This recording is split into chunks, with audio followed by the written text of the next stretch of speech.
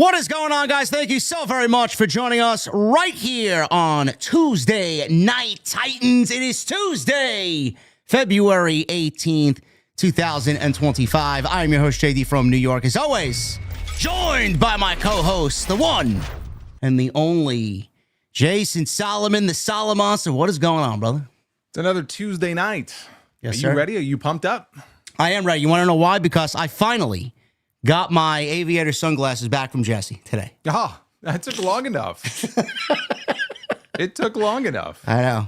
What was he, hoarding? He was probably riding around, Chicago. He was having a good old time with them, right? He was. He actually was caught wearing them on one of his streams. So I gave him a nice lashing. So Got dead to rights. yeah.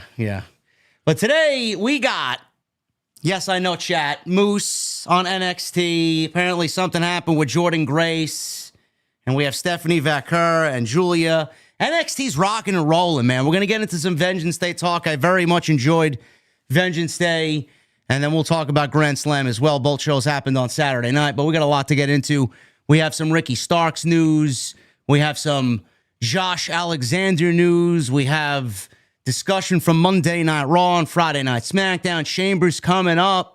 We got WrestleMania news, Hall of Fame news. We're going to get into it. We got a nice show lined up for you guys here on this Tuesday night. Make sure you guys do the thing and follow us on social media. Everything you need is linked down below, as always. Follow us on YouTube. Again, everything is linked down below. Jason is live when everything big happens. Monday, Tuesday, Wednesday, Friday, Sunday, Saturday. No matter if there was an eighth day, Jason would be live probably. Too much. Too much. Too much wrestling. I know. It's too much. People want us to cover NXT now, too. Believe People that? want me to cover LFG. Did you watch LFG? No. I did not yet. People are probably going to ask us to watch that Evolve show, too, and cover that Evolve show. Yeah, well, I'm a little busy on Wednesday nights. Yeah. I think you are, too. Yeah, I know. They added some new championships over to that Evolve show. Everybody's having a nice little discussion about that, but I like it. If we get into that discussion, we'll get into that discussion. But you guys know the deal. Everything you need is linked down below. Please hit that thumbs up. We would love 1,000 likes. We love being in the algorithm.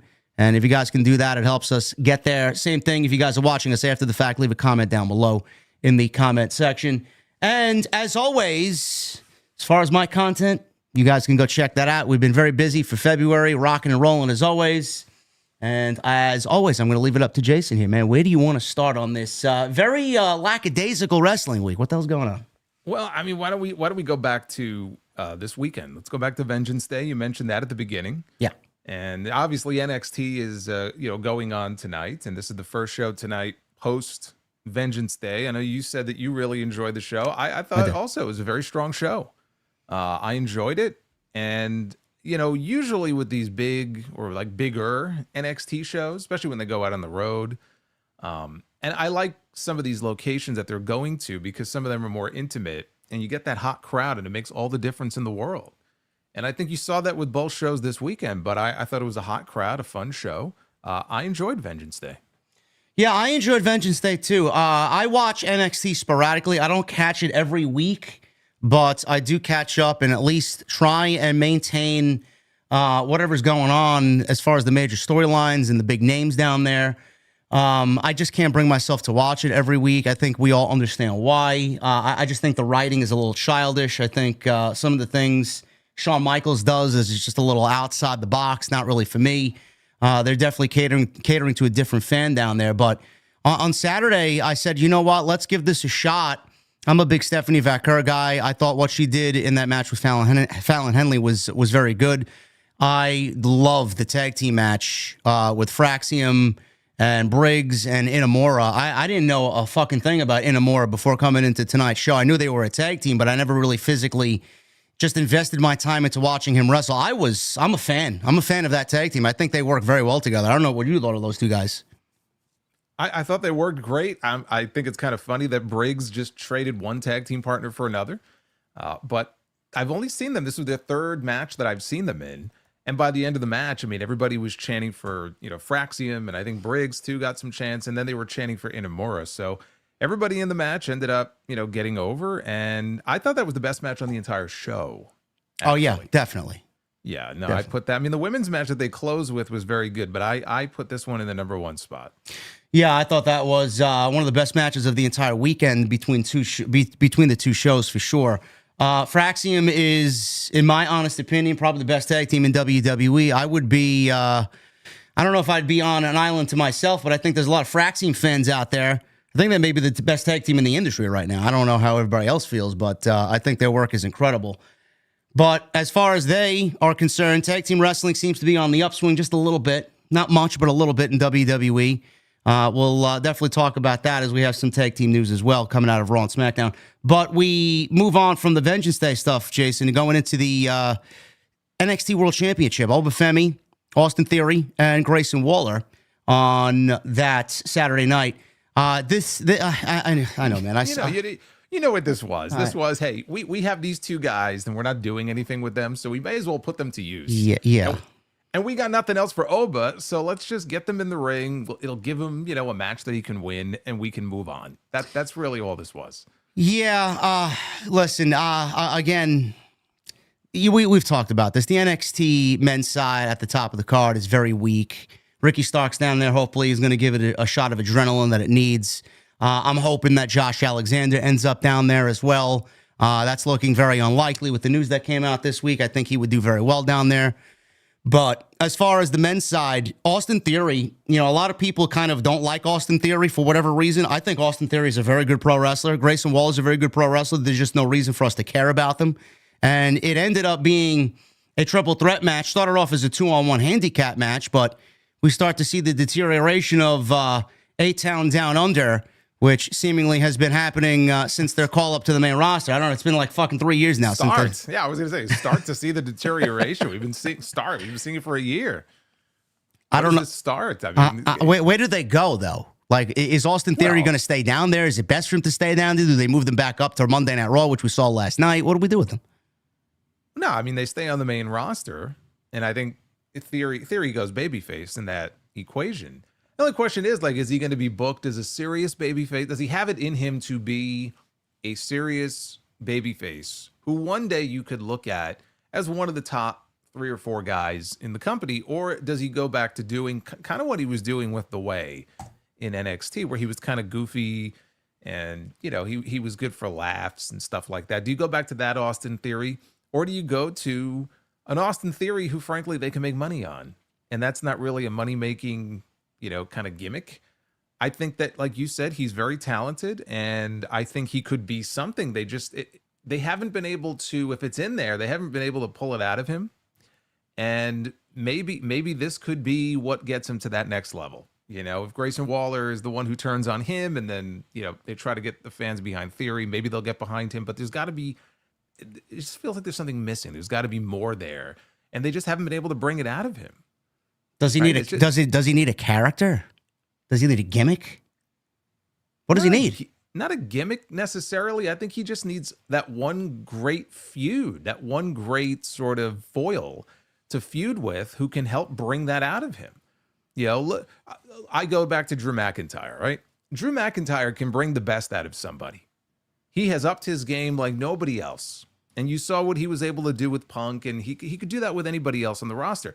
If Theory could be matched up with somebody who can help kind of bring that out in him on promos, and he doesn't need a gimmick. He doesn't need to be, TL Hopper or anything like that, but just somebody who can help bring that out of him. I don't know who that is. I don't know what the story is that they can develop, but it's more about coming up with a compelling storyline for him, not so much a gimmick. And then we'll see, how far he can go, but he's been there for a number of years already. And I think that at some point you have to give him the shot to do it. What he was doing with Vince when he was kind of Vince's pet prod, that was just weird. That whole thing was very strange. You mean the golden egg? Oh God, the golden egg. Yeah, right. Well, they laid an egg with that whole story. But if they go back to him and give him a shot, give him a shot to really get over as a top tier player, and then it's sink or swim, and we'll find out whether or not he can pull it off. Man, they've done him dirty, man. That John Cena feud went nowhere. Winning at WrestleMania with John Cena went nowhere. They had him cashing the Money in the Bank on the fucking United States Championship, the golden egg. I mean, That's all people know about him. It's like, it's sad that those are 3 strikes and you're out with people, honestly.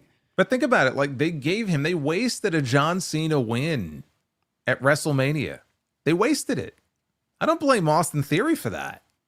Like, it was on the company to follow up on that. You beat John Cena. I mean, he cheated, but still, he beat John Cena at WrestleMania. John Cena has a very, well, as we know, John Cena has a finite number of WrestleMania matches. You got 1 left. So they wasted it on Austin Theory because they didn't follow up on it. I still am just, I can't wrap my head around the fact they wasted a John Cena match, one of his last ones, at WrestleMania, doing what they did and had no plan to follow up on it. Like, I don't even remember what he did in the immediate aftermath of that match. I don't remember either. I don't remember. I thought maybe they were going to do something with him and Montez Ford. It looked like he was getting some steam behind him, maybe as a single.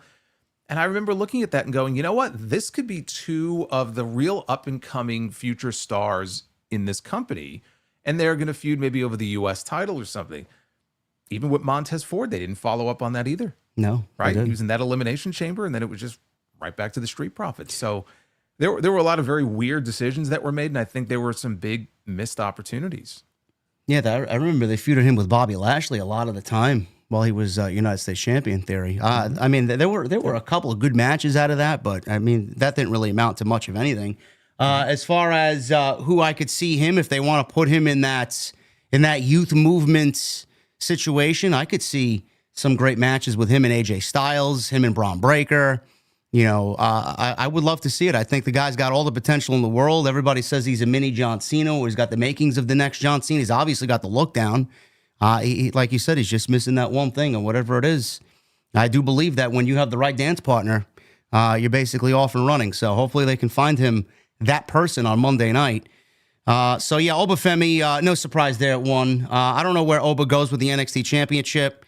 Trick Williams has been looking for that championship. He lost to Eddie Thorpe in a strap match, and I didn't really care one way or another about this. I think Trick Williams is great as far as his presentation, the energy that he brings to the arena. I still don't think he's ready for a major main roster call-up yet. I don't think he's really tied everything together. As I said on social media, they are pushing Eddie Thorpe. I don't really find an on-screen character connection with him yet on television, but I'm surprised that Trick Williams lost this match. I don't know how you felt about this. Oh, I was shocked. I mean, flat out, I was shocked. I mean, obviously it's a big win for Eddie Thorpe because he just beat a former NXT champion, and they've been pushing Trick pretty hard for a while now. I will admit I have not been following the week-to-week kind of developments in their story, so I didn't have a real connection to this story. Like, I'm aware of, Thorpe outplaying Ava, outsmarting her all those weeks ago when he kind of, he outsmarted her into an NXT championship match, right? He faked some kind of backstage attack and made her look like a complete idiot. And I said, okay, that's kind of clever. But like the segments that I've seen with them and then seeing the match, I mean, it didn't do anything for me. I thought easily it was the weakest thing in the entire show. I agree. Yeah, I mean, and that's not to say, oh, it sucked. It's just like, there were a lot of other really good matches on the show that were just better than this one, and I had no connection to the story that they were telling. But again, that's a big win for Eddie Thorpe. I don't know if they're going to run it back and have Trick beat him. I don't know if that's going to be a television match. I don't know if that's going to be a stand and deliver rematch. I'm sure that that's not the end of it. Trick will win in the end, and it's up to Shawn Michaels, I guess, to see if he's going to make something out of this guy coming off of this win. I don't see what he sees right now, but that's NXT, right? I mean, you're trying different things. You're trying to bring the best out of the people that you have and see what they bring to the table, and go from there. And whether or not they can make an impact on the main roster, they're going to spend more time down in NXT. I mean, that's really the point of being down there, to see who can be a top player and who needs a little more seasoning and a little more time. So we'll see. But obviously for him, has to be the biggest win of at least his WWE career, right? I mean, I don't think he's been in a bigger match. Who, Eddie Thorpe? No. Yeah, I mean, has he gotten any championship matches that outside that NXT title match? Well, outside that one. No. That wasn't on a PLE though. No, it was on Tuesday night. Yeah, so that's what I mean. This was the biggest win of his I guess career. I mean, I know, obviously he was playing elsewhere before he came to WWE, but if not the biggest, certainly one of the biggest wins of his entire career. Yeah, so we'll see what happens with him. Trick, I don't know where they go. I'm kind of indifferent here. I think they keep him on NXT, but I could also see him getting the call up after WrestleMania as well for either Raw or SmackDown.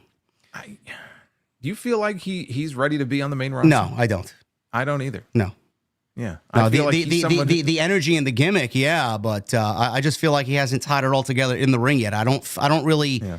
Like, again, I don't feel anything when he wrestles. I feel like honestly more he's trying to imitate Booker T than anything. I don't know who he is yet in the ring, if that makes any sense. Yeah, I feel like he would benefit by spending more time down there. Yeah. Yeah, there's no need to rush him onto the main roster. We had Ethan Page. He defeated Javon Evans in what I thought was the sleeper match for me anyway. This is my personal opinion and take on this. The sleeper match of the night. I didn't really give this much thought. I'm not really a big Javon Evans guy, but I do see the talent that the kid possesses. He's only 20 years old. Not the biggest Ethan Page guy either. I felt like it was WWE acting very hastily, giving him the NXT championship as soon as they brought him over from AEW. But again, this just goes to show you that the top of the NXT card right now is probably the weakest it's ever been. But Ethan Page did get the victory over Javon Evans. This was a very good match, very physical. I enjoyed Javon Evans' intensity. It brought up a little different vibe for him. Normally, he's the high-flying guy that pulls out all the crazy stunts and the flips and the dives. But the intensity here and the ruggedness of what he needed to do here against Ethan Page was really good. And Ethan Page, Jason, I feel like he's finally kind of turning the corner. He came in and I didn't really, again, feel much of anything. I just feel like he was an extension of what he was trying to be in AEW. He's finally kind of finding himself in NXT, and I'm enjoying him just a little bit more. And we'll talk about Josh Alexander, his former tag team partner, potentially coming in here during this segment. But what did you think of this overall match? I thought it was very good. Yeah, very good match. You mentioned nothing too crazy, but I mean, the first 30 seconds of the match. Well, yeah, the dive, yes. I mean, my God, what did that remind you of, by the way? First person that came to mind when I saw that. The only person I could think of is when you and I are doing commentary for HOG. Yes. Amazing Red flies into the fifth row all the time. Yes. Yeah. Yes. First thing I thought of. Yeah. I said that's a red dive right there. Yeah. So yeah, that was pretty crazy. You know what? He is very young. Obviously, they see a lot of potential in him. He's already worked with Randy Orton, right? That was a match that they specifically set up for him. And I knew of the story between these two, and I liked the finish where he knocked the mouth guard out of midair. He had that mouth guard because Paige had injured him previously, and he knocked it out of his mouth. This thing was like, I said, I'm surprised he didn't dislocate his jaw just by wearing. This thing was so thick. Yep. And then he beats him. So obviously their story is not yet finished, but I enjoyed this match more than I thought I would. And I thought that it showed, like you said, there was kind of a ruggedness in Javon. Like he looked like he had a purpose when he came out there, as he should have. Now, there were certain moves, of course, where he's flying around and doing stuff and maybe not selling this or that. And, it's like, okay, he can work on that. But he's very good, for his level of experience and his age. And I thought this was a very good match. Me and you, I think, are in agreement on that. Yeah, I'd like to see a little bit more from both of these guys in the same way that we saw it on Saturday night. And Ethan Page, I don't know where he goes. I thought that he would probably get the call up to the main roster around this time. He's also a main roster call up potentially after WrestleMania, but he's a solid name where I think he could benefit from maintaining that top guy feel on NXT. And if he moves to the main roster, I don't really see much of anything from Ethan Page. U.S. title, IC title, that's pretty much the extent of where he goes there. So I think NXT is probably more beneficial for him. But, yeah, I'm sorry. I was just going to say, that's why I think he's a great heel. Yeah. And he's very easy to hate, like in this character that he plays. So that's why I think he made for such a great opponent for someone like Evans. Now would be, I think, a terrible time to call anybody up, frankly, to the main roster because we're heading into WrestleMania. So post-WrestleMania, maybe. Honestly, I don't even see it post-WrestleMania. I think he stays down there a little bit longer. But like you said, I mean, I think that he would make a great like heel intercontinental champion or a heel United States champion, you know, someone at that level, I think he would excel in a role like that. Yeah, I think too. I think that's a good spot for him, but I think there's a better spot for him. And I discussed this week on my end. I don't know how you feel about it, but the news of his ex-tag team partner, Josh Alexander, is making the rounds. He's finally a free agent, and it was reported that he's hired Barry Bloom to represent him in contract talk. So when one hires Barry Bloom, the one thing that people want is the good old payday, because Barry Bloom, he is doing deals for Kenny Omega, Kazuchika Okada, Cody Rhodes, and several others. Jim Ross, the Young Bucks, several others. Yep. So he's basically, who's the fucking the guy in baseball that gets everybody the big contracts? What's his name? Scott Boras. He's basically the Scott Boras of pro wrestling. That's who he is. Well, he represents a lot of AEW talent. Yeah. So that could be a sign also of what's to come. I think you and I, we differ on this. I think AEW is a better landing spot for him, honestly. I think that the obvious thing for him, if he were to go to NXT, would be to reunite the North with Ethan Page. They were a great tag team in TNA once upon a time, and they could always use a new tag team, especially one with the experience level that they have. Do you honestly believe, though, like if he goes to the WWE main roster, he doesn't strike me as someone who is going to end up in a spot where you would consider him to be kind of a top 5 guy on that roster? I feel like he has a better chance at that in AEW than he does in WWE. I'm not talking NXT. I'm talking WWE.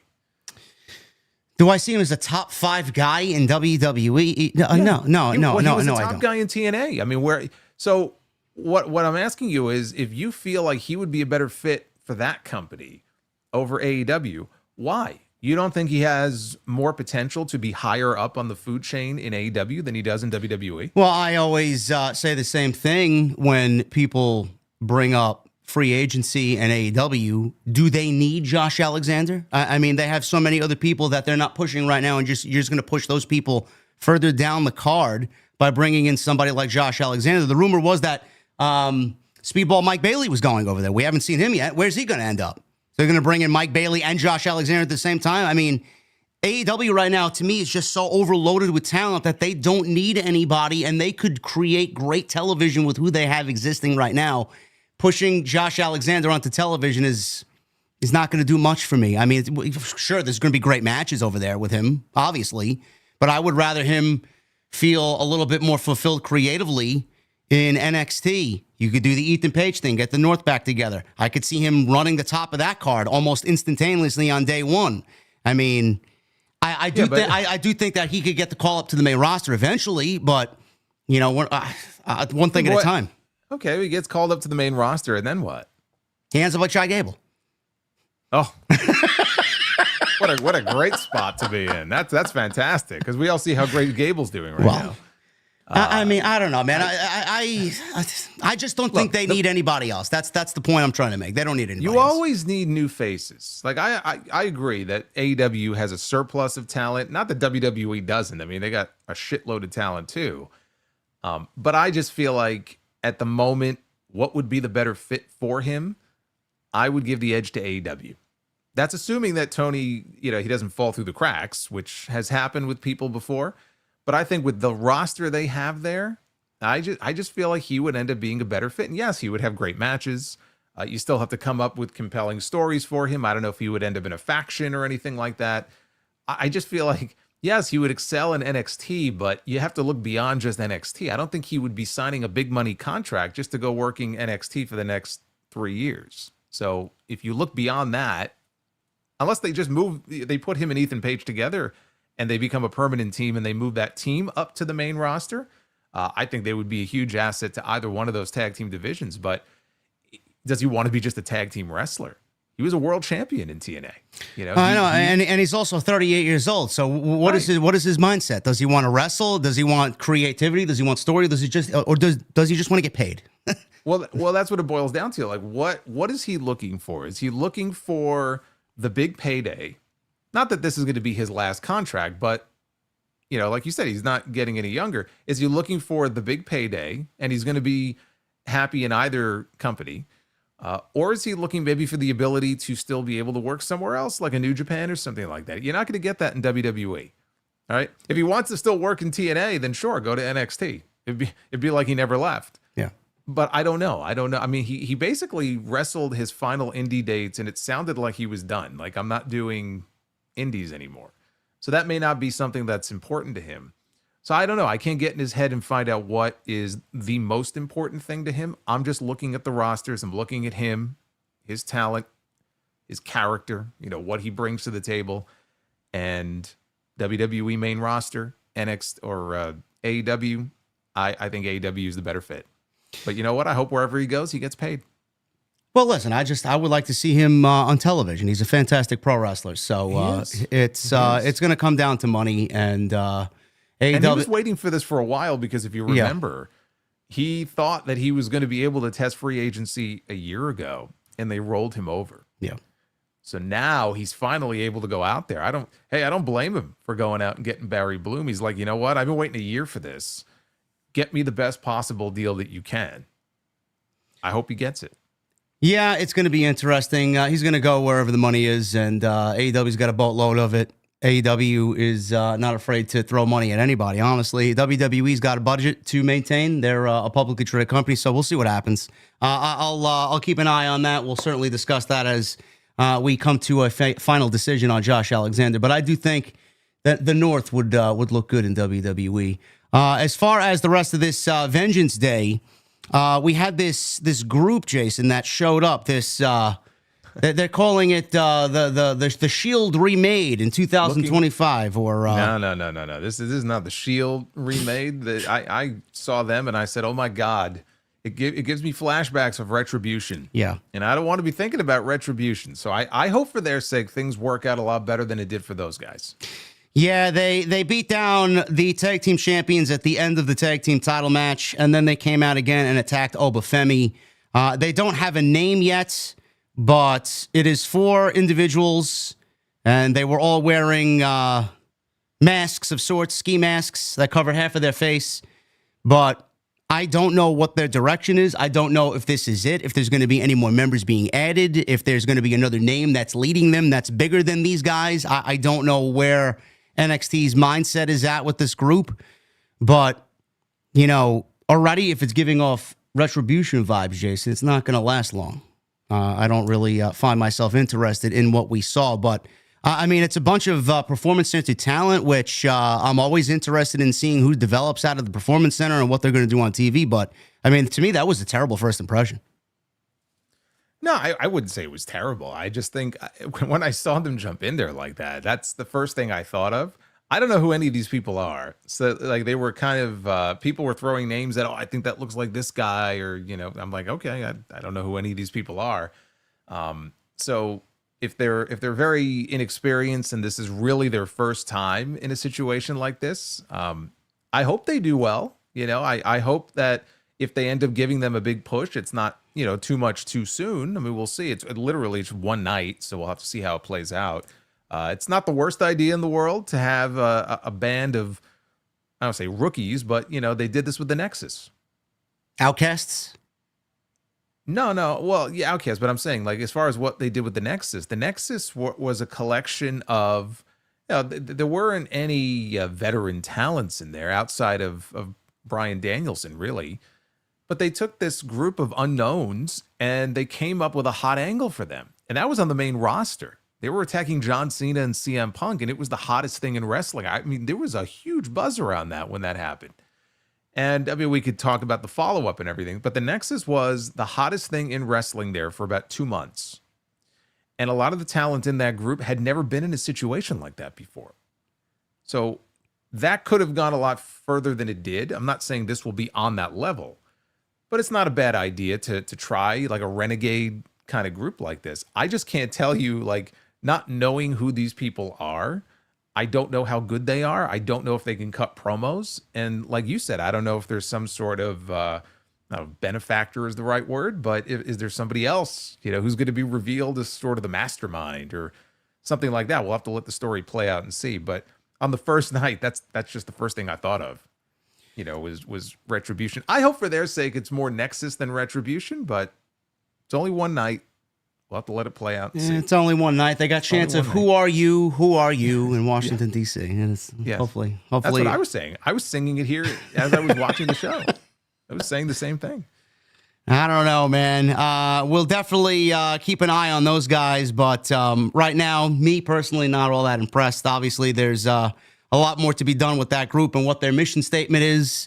Are they going after Obafemi? Are they looking to take over the entire brand? I don't know. Maybe it's WWE just trying to be petty and show Tony Khan how to really run an invasion angle or a takeover angle of sorts better than the Death Riders. I don't know. I'm going to go out on a limb and say that Shawn Michaels is not booking this group with Tony Khan in mind at all whatsoever. Well, he's booked Ricky Starks versus Ethan Page, apparently.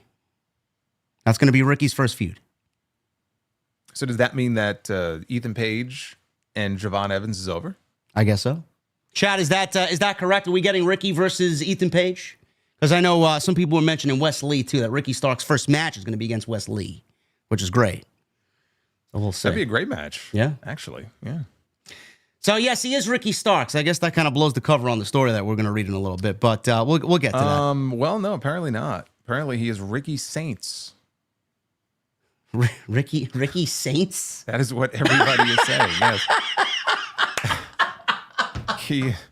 He is Ricky Saints. Oh, man, they couldn't help themselves, bro. They couldn't. Why can Ethan Page come in as Ethan Page and Sean Spears can come in as Sean Spears? And Jade Cargill could come in as Jade Cargill. But Ricky Starks is Ricky Saints. Can someone explain this to me? Listen. Listen. We've been through this same song and dance. How many times have I sat on this very show? Not even with this guy here. I said the name Finn Balor sucks. The name Gunther sucks. We all got used to it. But at first, he's got the same initials at least. I guess, sure. But at first hearing that, I mean, that's just fucking ridiculous. Just knowing that he came from AEW and he's Ricky Starks. We know him as Ricky Starks. Now he's Ricky Saints. He sounds like a fucking character of Grand Theft Auto. Let me go do this side quest and get this drug deal done for Ricky Saints. You kidding me? Saints Row. Yeah. I don't know. I don't know the logic behind this. I would he's love to know from New Orleans. He's from New Orleans. There's the connection. Okay, chat. Gotcha. No, I get that. I'm just saying, why the need for the name change at all? Was he just unwilling to license his name as many others have done? Didn't he have his name trademarked though? Didn't he have his name trademarked? Last year, I believe. So then the deal, obviously, I mean, WWE jumped at the chance to get him done. Obviously, they showed him on TV the day after he was released. How quick do you think they can turn around and get all that paperwork done? We'll just give you a new name. Well, I mean, that's kind of what I assumed, that literally we found out that Tony Khan released him from his contract on Monday. He showed up on television on Tuesday. So I was like, okay, everyone was freaking out about the fact, they didn't mention his name. They didn't mention his name. He's going to be Trill London or something. They didn't mention his name. And I'm like, look, he literally jumped in 24 hours. Like, I'm sure there's a legal process they have to go through and in the end, it'll all work out. And now I'm looking at the names that they fucking trademarked. Trill London's on there, apparently. Yeah, so that's why I mentioned it. That Trill London, the names on there are just completely fucking ridiculous. Everybody was freaking out about that. At least it's not that bad. But I just don't understand the law. I just don't understand it. All these other people came from the same place and are using the same names that they were using there. What made this situation different? That he had to change part of his name? I don't know. I really don't know. Now the chat's saying the Hardys are coming back to WWE next Tuesday on NXT. I'm not surprised by that at all. That was just any week now.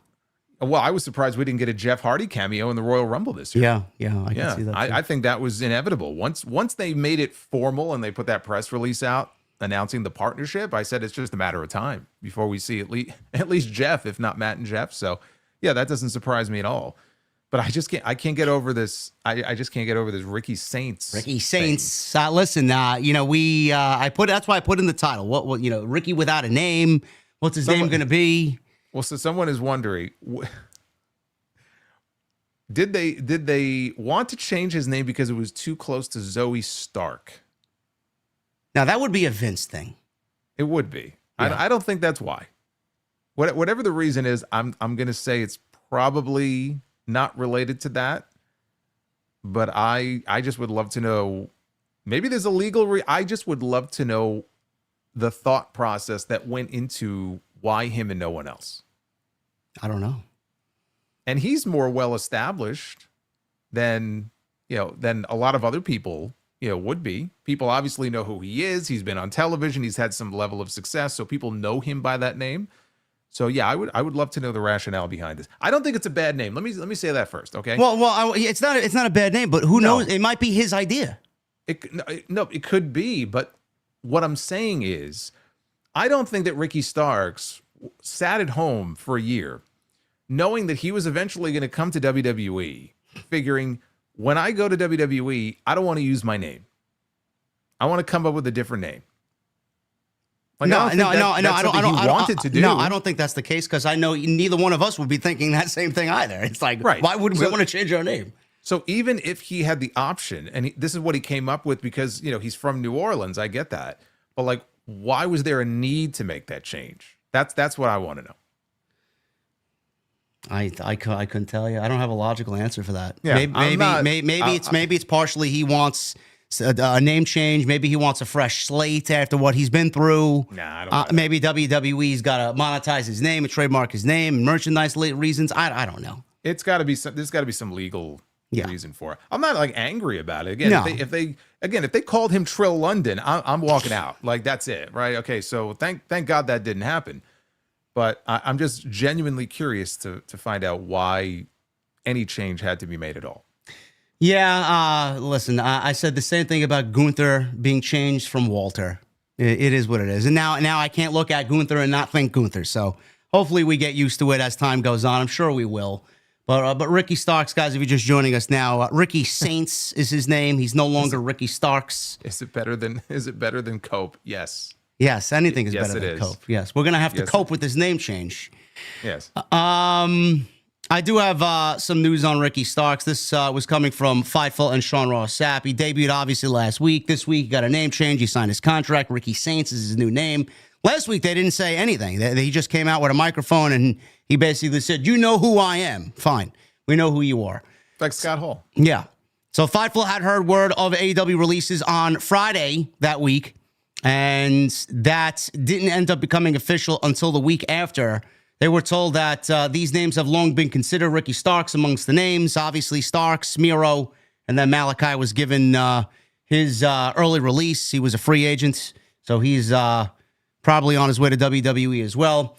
Ray Phoenix, there is a situation right now where supposedly Chris Featherstone of Sportskeeda has mentioned that Ray Phoenix and AEW are in negotiations to possibly let him out of his contract so he can join these three other guys.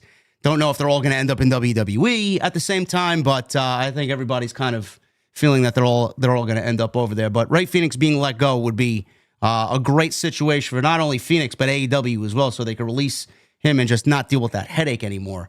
But Starks, he showed up, came together very quickly, says Sapp. As of December, they were told that nobody from WWE had communicated interest to Starks, but those we spoke to there knew he would be signed as soon as he became available.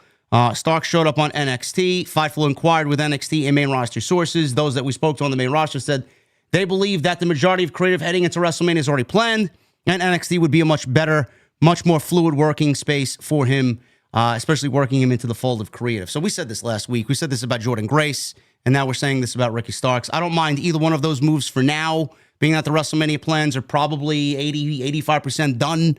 So I like that move for both Ricky Starks and Jordan Grace. But as far as the name change, Jason, there was a bunch of names that fans were going crazy over. Osiris Griffin, who I think is a part of this new Retribution-like stable. Hayes Jamison. You mentioned Trill London. Yeah, Trill London. That's one of my favorites. No, I said, Hayes Jamison. Jamison can put you in a haze, if you have too much of it. I don't know about using that as a name for someone. But continue, because there's a few other ones too. Harley Riggins, Summer Sorrell, Jax Presley, Mason Holiday, Draco Knox, Tate Wilder, Braxton Cole, Chantel Monroe and Aria Bennett. It's a mixture of Kayla Braxton and Michael Cole. Yeah, that's kind of merged them together, and that's what you end up with. I think the best one out of all of those is Draco Knox. You don't like Trill London? No. Okay. No. I don't blame you. No Trill London. I don't blame you. That's your career is over at that point. So it's like, imagine like you just get saddled with that name. It's like, oh man. It may be one of those Evolve students, WWE ID students. We don't know. Could be. But yeah, that's the latest on Ricky Starks, guys. Ricky Saints is his name going forward. So we'll keep an eye on Ricky Saints on NXT. As far as this Vengeance Day, one last match. Main event went to the ladies. Roxanne Perez, Bayley, Cora Jade, and the lovely Julia, NXT Women's Champion. She walked out with the championship, and I thought this was a very good match. Nothing too crazy here. Nothing I'm going to go back and rewatch and say, oh, man, this is something I got to go back and rewatch every now and then. This was a very good fatal four-way. Bayley and Roxanne have a little thing going on. I don't know where they're going heading into WrestleMania. They could very well be each other's WrestleMania match. We don't really know. But as far as Julia, she had a stare down at the end of this match, Jason, with Stephanie Vaquer. And I don't know if they were teasing a champion versus champion match. I know they're very good friends away from what we see on Tuesday nights. But if that is the case, A, fantastic. B, if not, the leaders of the NXT Women's Division, both Julia and Stephanie Vaquer, man, I mean, this is like days of old where we had Bayley and Sasha and Charlotte and Becky and then Asuka, Io. I mean, this is NXT's getting back to a day and age where the women's division is carrying this brand legitimately on a week-to-week basis, and you can't get any better than those two women at the top. Well, I would say three women at the top. Oh, now, yes. Yeah, it's not just Julia and Stephanie now. You got Jordan Grace, and she's right there with them. So they're really spoiled right now as far as the top of that women's division is concerned. I thought it was a very good main event. Not the best thing on the show, but it was a very good match. I was surprised. At first, I was surprised that it was Roxanne who took the losing fall. But it makes more sense to me if she is going to get the full-time call-up. I thought maybe that's why they put Cora in there, was to take the loss.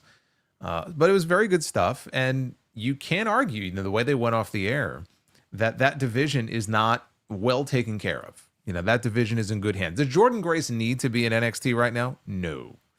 But if they don't have any story in mind for her all queued up for WrestleMania, then what's the point in bringing her up to the main roster right now?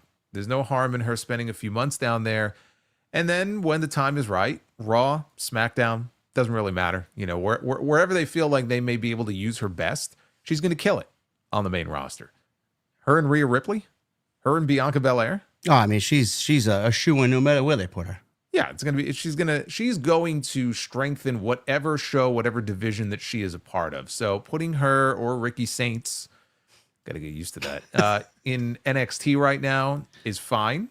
If they're still down there a year from now, I might have a different opinion on that.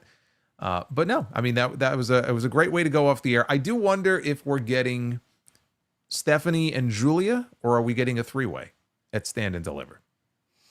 Because they certainly teased that it could be a three-way. The way Jordan was looking at both of them and both of their belts. Or maybe we just do Jordan Grace versus one or the other, and not. Well, I was just wondering, like they did a match many years ago, WrestleMania actually, WrestleMania 2000, the triple threat match, 2 titles on the line, first fall for one title, second fall for the other. Yeah. What if they did something like that? I could see that. North American title on the line in the first fall, NXT Women's Championship on the line in the second fall. I could see that. I like that. I mean, Stand and Deliver needs to be big. So I could see them just going all out, pulling out all the stops for that. Well, especially if, let's say, the plan is not for Jordan to be down there for a long period of time. If she's going to be down there for a while, maybe you don't want to blow through, the biggest possible match you could do with her right away. But if she's going to be down there for a cup of coffee, yeah, absolutely. Get her in there with the best that they got if she's only going to be down there for a few months. Yeah, no, I agree. I'm looking forward to that. Whatever she does, I'm a big fan of, and I'm very much looking forward to her. But yes, Julia did retain the championship on Saturday night at Vengeance Day, which I thought was a very good show. I would go out on a limb and say that was probably the best NXT show that I personally viewed in many months. Not a big fan of this brand on Tuesday night. You guys are raving about it tonight and raving about it every week. Oh, JD, you don't know what you're missing out on. Yeah, I do. I watch, and I don't. At the end of the day, I don't really know what you guys are talking about. It's like I'm scratching my head. I'm like, what did the chat mean? What are you guys talking about? I don't know. But NXT, very good show on Saturday night, and that takes us into Monday Night Raw. Jason, Monday Night Raw last night, I thought was a decent show. Nothing too crazy. Elimination Chamber is all set to go, both men's and women's chambers. Not really feeling the WrestleMania vibe just yet. I know you and I talked about that last week. I know you talked about it again on your own this week. Not really feeling that WrestleMania season yet. Maybe Triple H is waiting for something to happen at the Chamber. Maybe something happens in the Chamber. I know we got Sami and KO in an unsanctioned match, and rumors of Randy Orton circulating. So shit's going to go down in Toronto for sure. There's another reason that I think also we need to shine a light on here as to why it may feel like this. And we're on the road to WrestleMania. They say the road to WrestleMania begins at the Royal Rumble. Yeah. Technically, yes. But let's be honest. I mean, the real road doesn't commence until after the Chamber, once we know who's, defending against who. But we're missing some key players on these shows, right? They're building this as John Cena's final WrestleMania match. John Cena's not around. Roman Reigns is going to be on that show. Roman Reigns is not around. CM Punk, he wasn't on the show this week.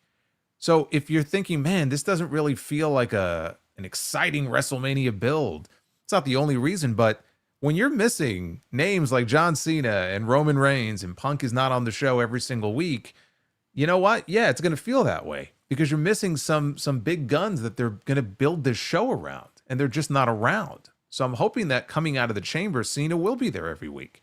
His movie that he's doing right now, hopefully he'll be over, and we'll be able to see him more often on the show. Roman, we got to get him on the show as well. It can't just be this once a month stuff.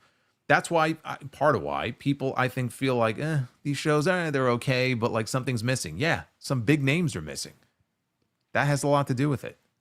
Yeah, it is the case. And again, last year we had The Rock at this point fucking things up. And this year we don't have that. Is he going to show up this year? Who the fuck knows? He could show up whenever he wants.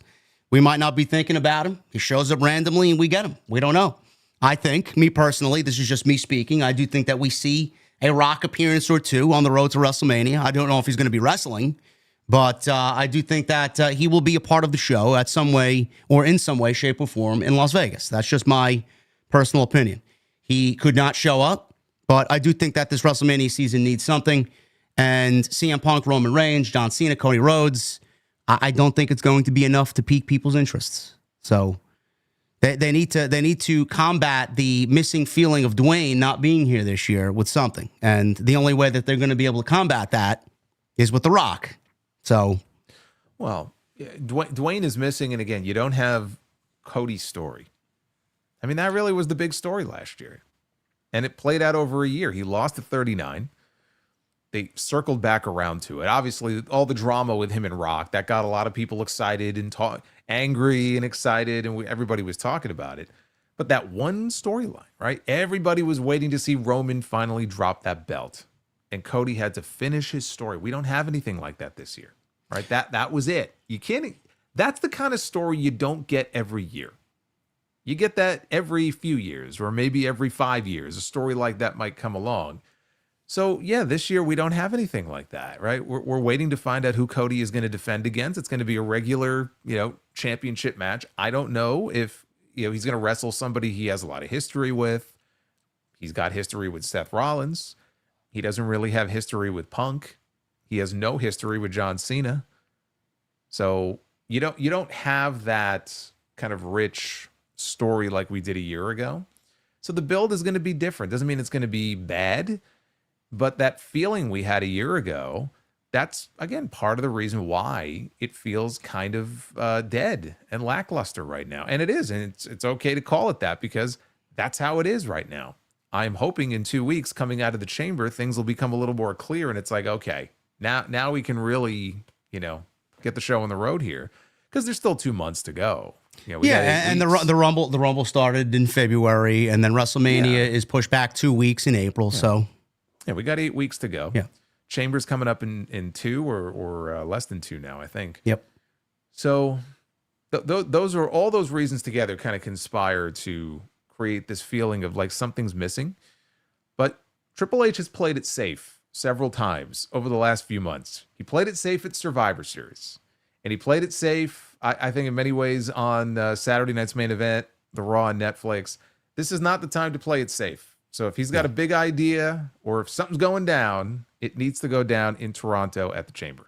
If your WrestleVotes, apparently they are reporting that the rumor right now is some people in WWE want to see Punk inserted into the main event of WrestleMania, which right now I think everybody's kind of feeling is Cody Rhodes versus John Cena for the WWE Championship.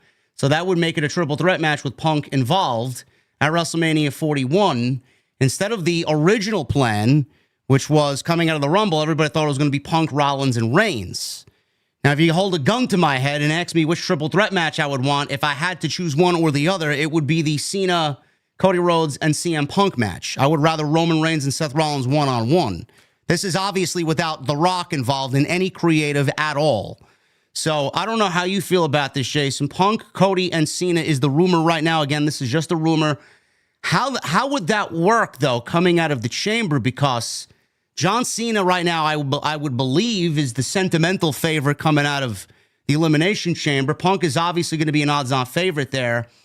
Does something happen where we get a double pin? Do we get two winners walking out of the Chamber in some fuck finish? Do we get John Cena not winning the Chamber and someone takes him out, which leads to a WrestleMania match? Same thing maybe for CM Punk. Is Cody going to wrestle someone that's not in the Chamber here? I have no idea. What do you think this is looking like here coming out of Toronto? I think it's very dangerous if you do a fuck finish in the Elimination Chamber. I think that would be terrible. You don't want to see a double pin like Luger Brett in the Chamber? No, I didn't want to see Luger Brett when it happened in '94. So no, I don't want to see that in 2025. So you have, especially in a match like that, you have to have a winner. It's an elimination match. It's not even like one fall to a finish, right? So we need a winner in the Chamber. It's either Punk or Cena. We have all six names now, okay? Logan Paul is not winning the Elimination Chamber. No. Damian Priest is not winning the Elimination Chamber. Seth Rollins. Now let's look at the other four names, okay? You could make a plausible case for all four of the other names to wrestle Cody, right? Seth Rollins has history with Cody. Still hasn't beaten him. I don't think he's going to win, but you can make the argument. Cena, Punk, McIntyre, you can make an argument for all of them. Realistically, it's either Cena or Punk, right? I mean, do you see it going any other way? I don't. Okay, so it's going to be one of those two. Now, you mentioned this rumor about a triple threat. How do they get there? I don't know how they get there. They could always figure out a way. The thing I like about Cena being in a triple threat, Cena in the ring is not the same performer that he used to be. He's a huge name, right? He comes out, gets a huge reaction, then the bell rings. And once he's back in the mix more full-time and really gets into the rhythm of things, maybe we'll see a side of him we haven't seen in many years, but I've seen enough John Cena matches over the last several years where he's not the same guy. So maybe him in a triple threat match is not the worst idea in the world, as opposed to him being in a singles match, especially if it's for the WWE title. You know, people have certain expectations about what a WWE championship match should look like at WrestleMania. Can John Cena still have a match like that? You know, I don't know. I don't know. I just remember the Austin Theory match a couple of years ago, and that was terrible. Solo Sikoa, the match with him, right? Nothing special. So I don't know what we're going to get from Cena in a singles match. He'll have plenty of singles matches this year, but in the main event of WrestleMania, I don't know. Maybe that isn't the worst idea in the world. On the flip side, I really would much prefer a singles match in the main event of WrestleMania.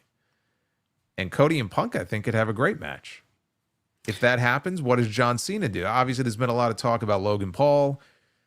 I don't know how you feel about that. Logan Paul's had some great matches, but for John Cena's final WrestleMania match, I've been predicting that for months now. Yeah, but do you want to see it? Do you honestly do I want to see it more than I want to see Cena Cody? I can't give you an answer. I should an answer on that. I don't want to see either one of those matches, honestly. I don't want to see Cena Cody. I think that's fucking Vince McMahon 101 boring at WrestleMania. Well, it's like Cena wrestling himself in many ways because Cody has modeled himself after John Cena. They're too much alike.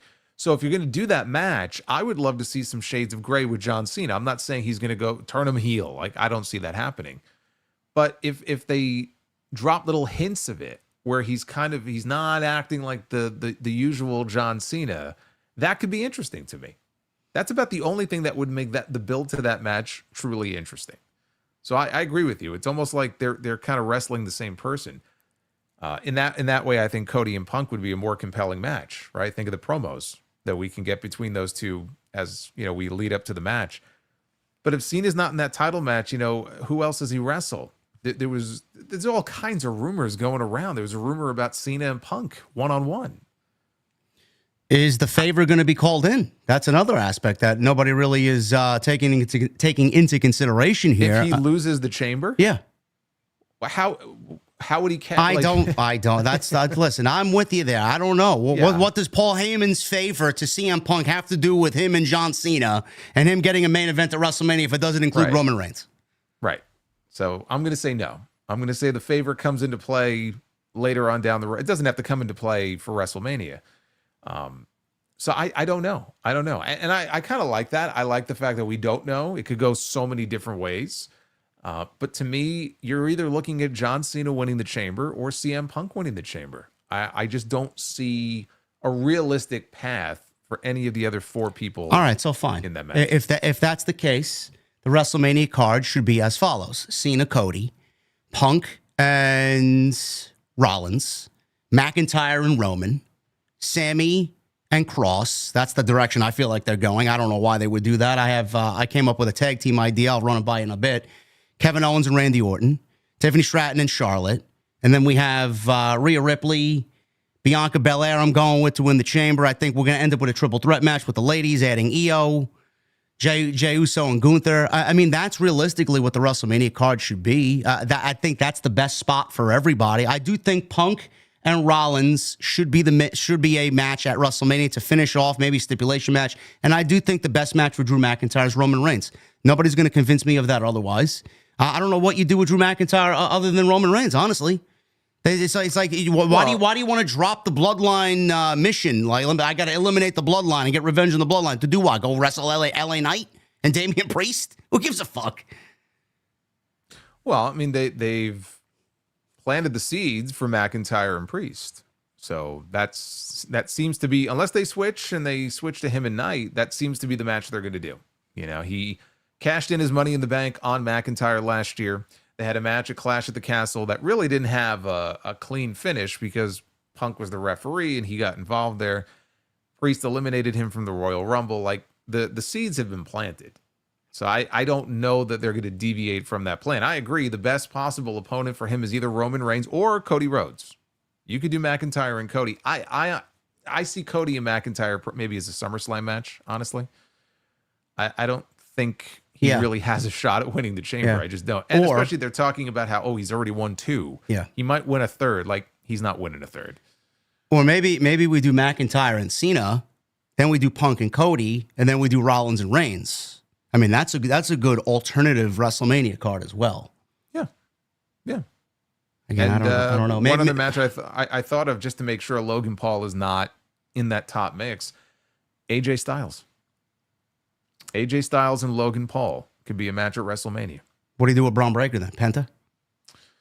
Well, no, because I figure Braun Breaker is defending that title against AJ at the Chamber. I don't see a need to wait until WrestleMania to do that match. So we've got 8 fucking weeks.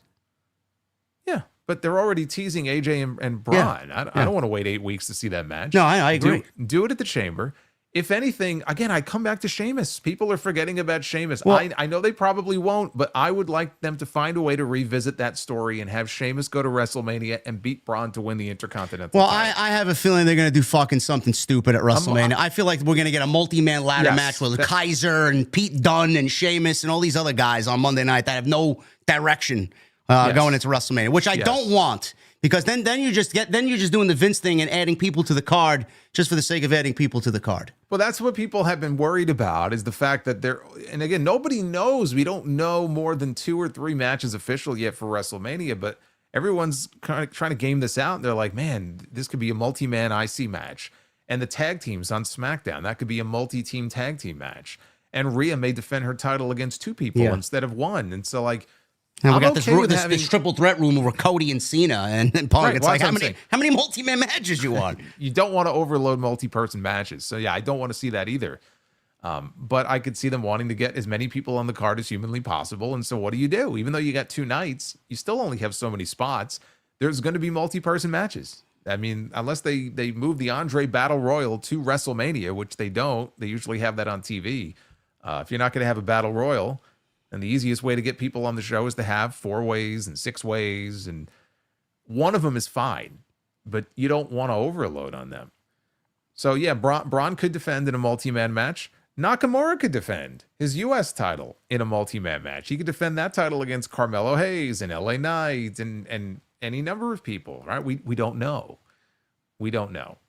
So it's still kind of wide. It still feels kind of wide open. And we haven't even said anything about the women's mid-card titles, which they have.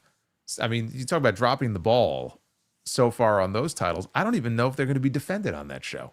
I don't know. We were talking about Lyra and Becky a few weeks back. I don't know. I think Becky's it's like Batman in the night. Where the fuck is she? We don't know. Lyra needs something. I don't know what that is. Becky could be it. I said if Roxanne's going to be on Raw, just give her the IC title. Honestly. Well, she's getting Dakota next week, which honestly shocked the hell out of me. I can't wait, man.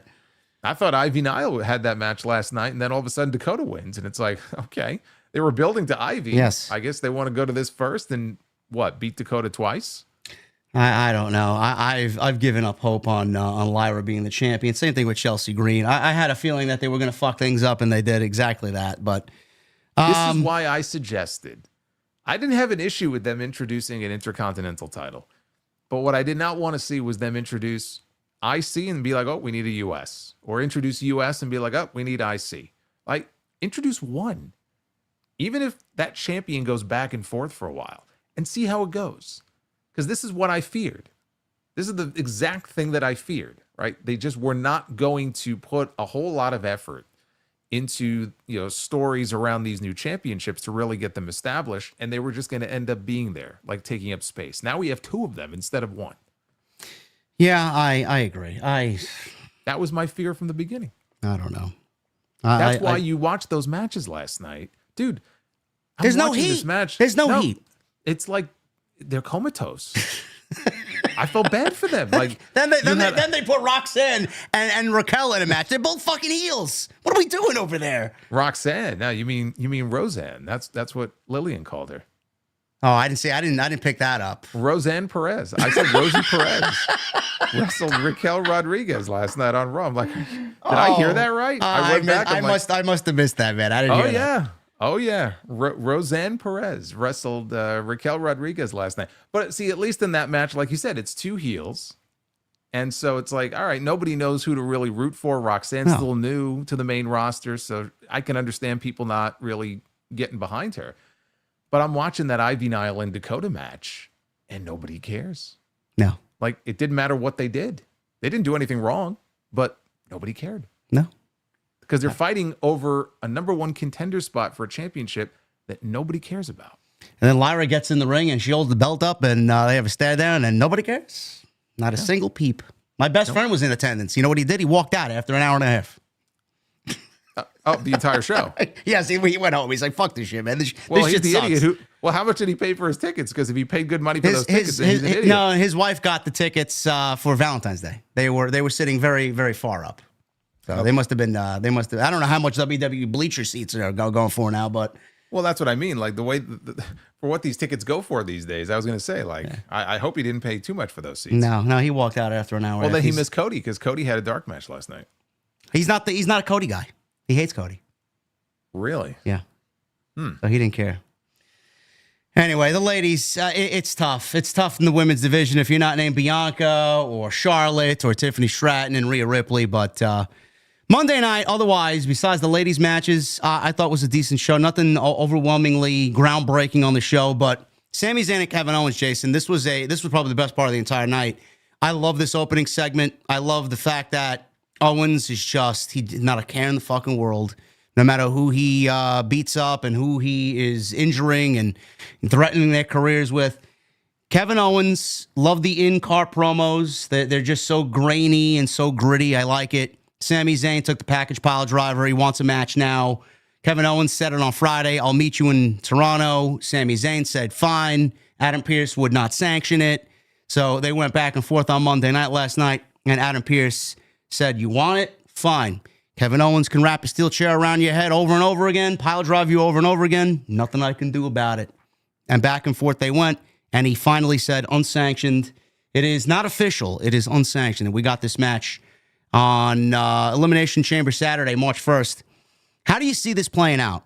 Is this, because I mentioned this last night on Twitter, and then I mentioned it on my stream. I don't think they do it. But is WWE going to take Sami and KO into WrestleMania? Or is this going to be the return of Randy Orton at the Elimination Chamber to help Sami Zayn, and then we get Orton and Owens at WrestleMania? Well, that's the million-dollar question. Yeah. I was thinking about that myself last night, and it is unsanctioned, right? So Randy Orton could show up, and he could punt kick him, he can RKO him, and it's all legal, right? Yeah. But them doing an unsanctioned match makes me think that we are going to get kind of an official match, and that would be at WrestleMania. But what do you do with Randy Orton? There's only one person that Randy Orton should go after when he comes back. Nothing else makes sense, right? No. It has to be Kevin Owens. I certainly don't want that to be. I don't want that to be a multi-man match. Okay? No, we're just talking about multi-man matches. We talked about this a few weeks back. I mean, for all we know, everybody's thinking, well, Randy Orton's going to target Kevin Owens because that's the one thing that we saw last.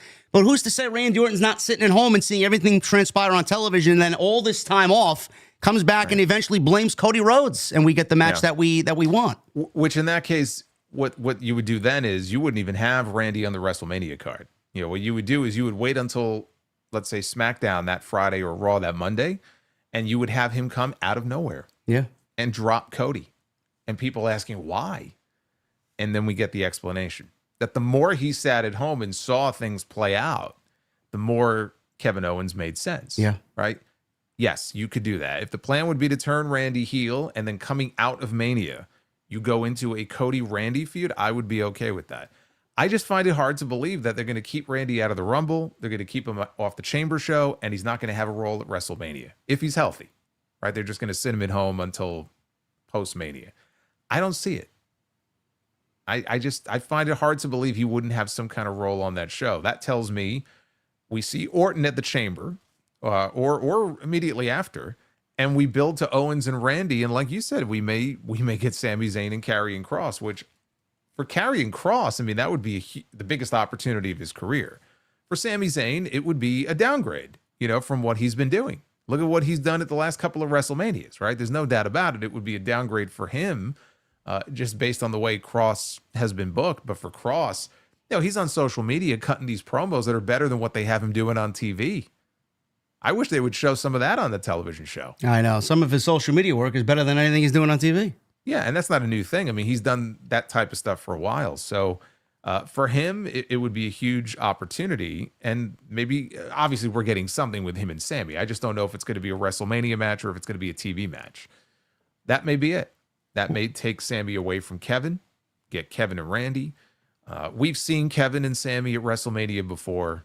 If we're going to get even an unsanctioned match at the Chamber, I'm okay with them going a different way for WrestleMania. I don't think we need to get it again, but then you have to do Owens and Randy.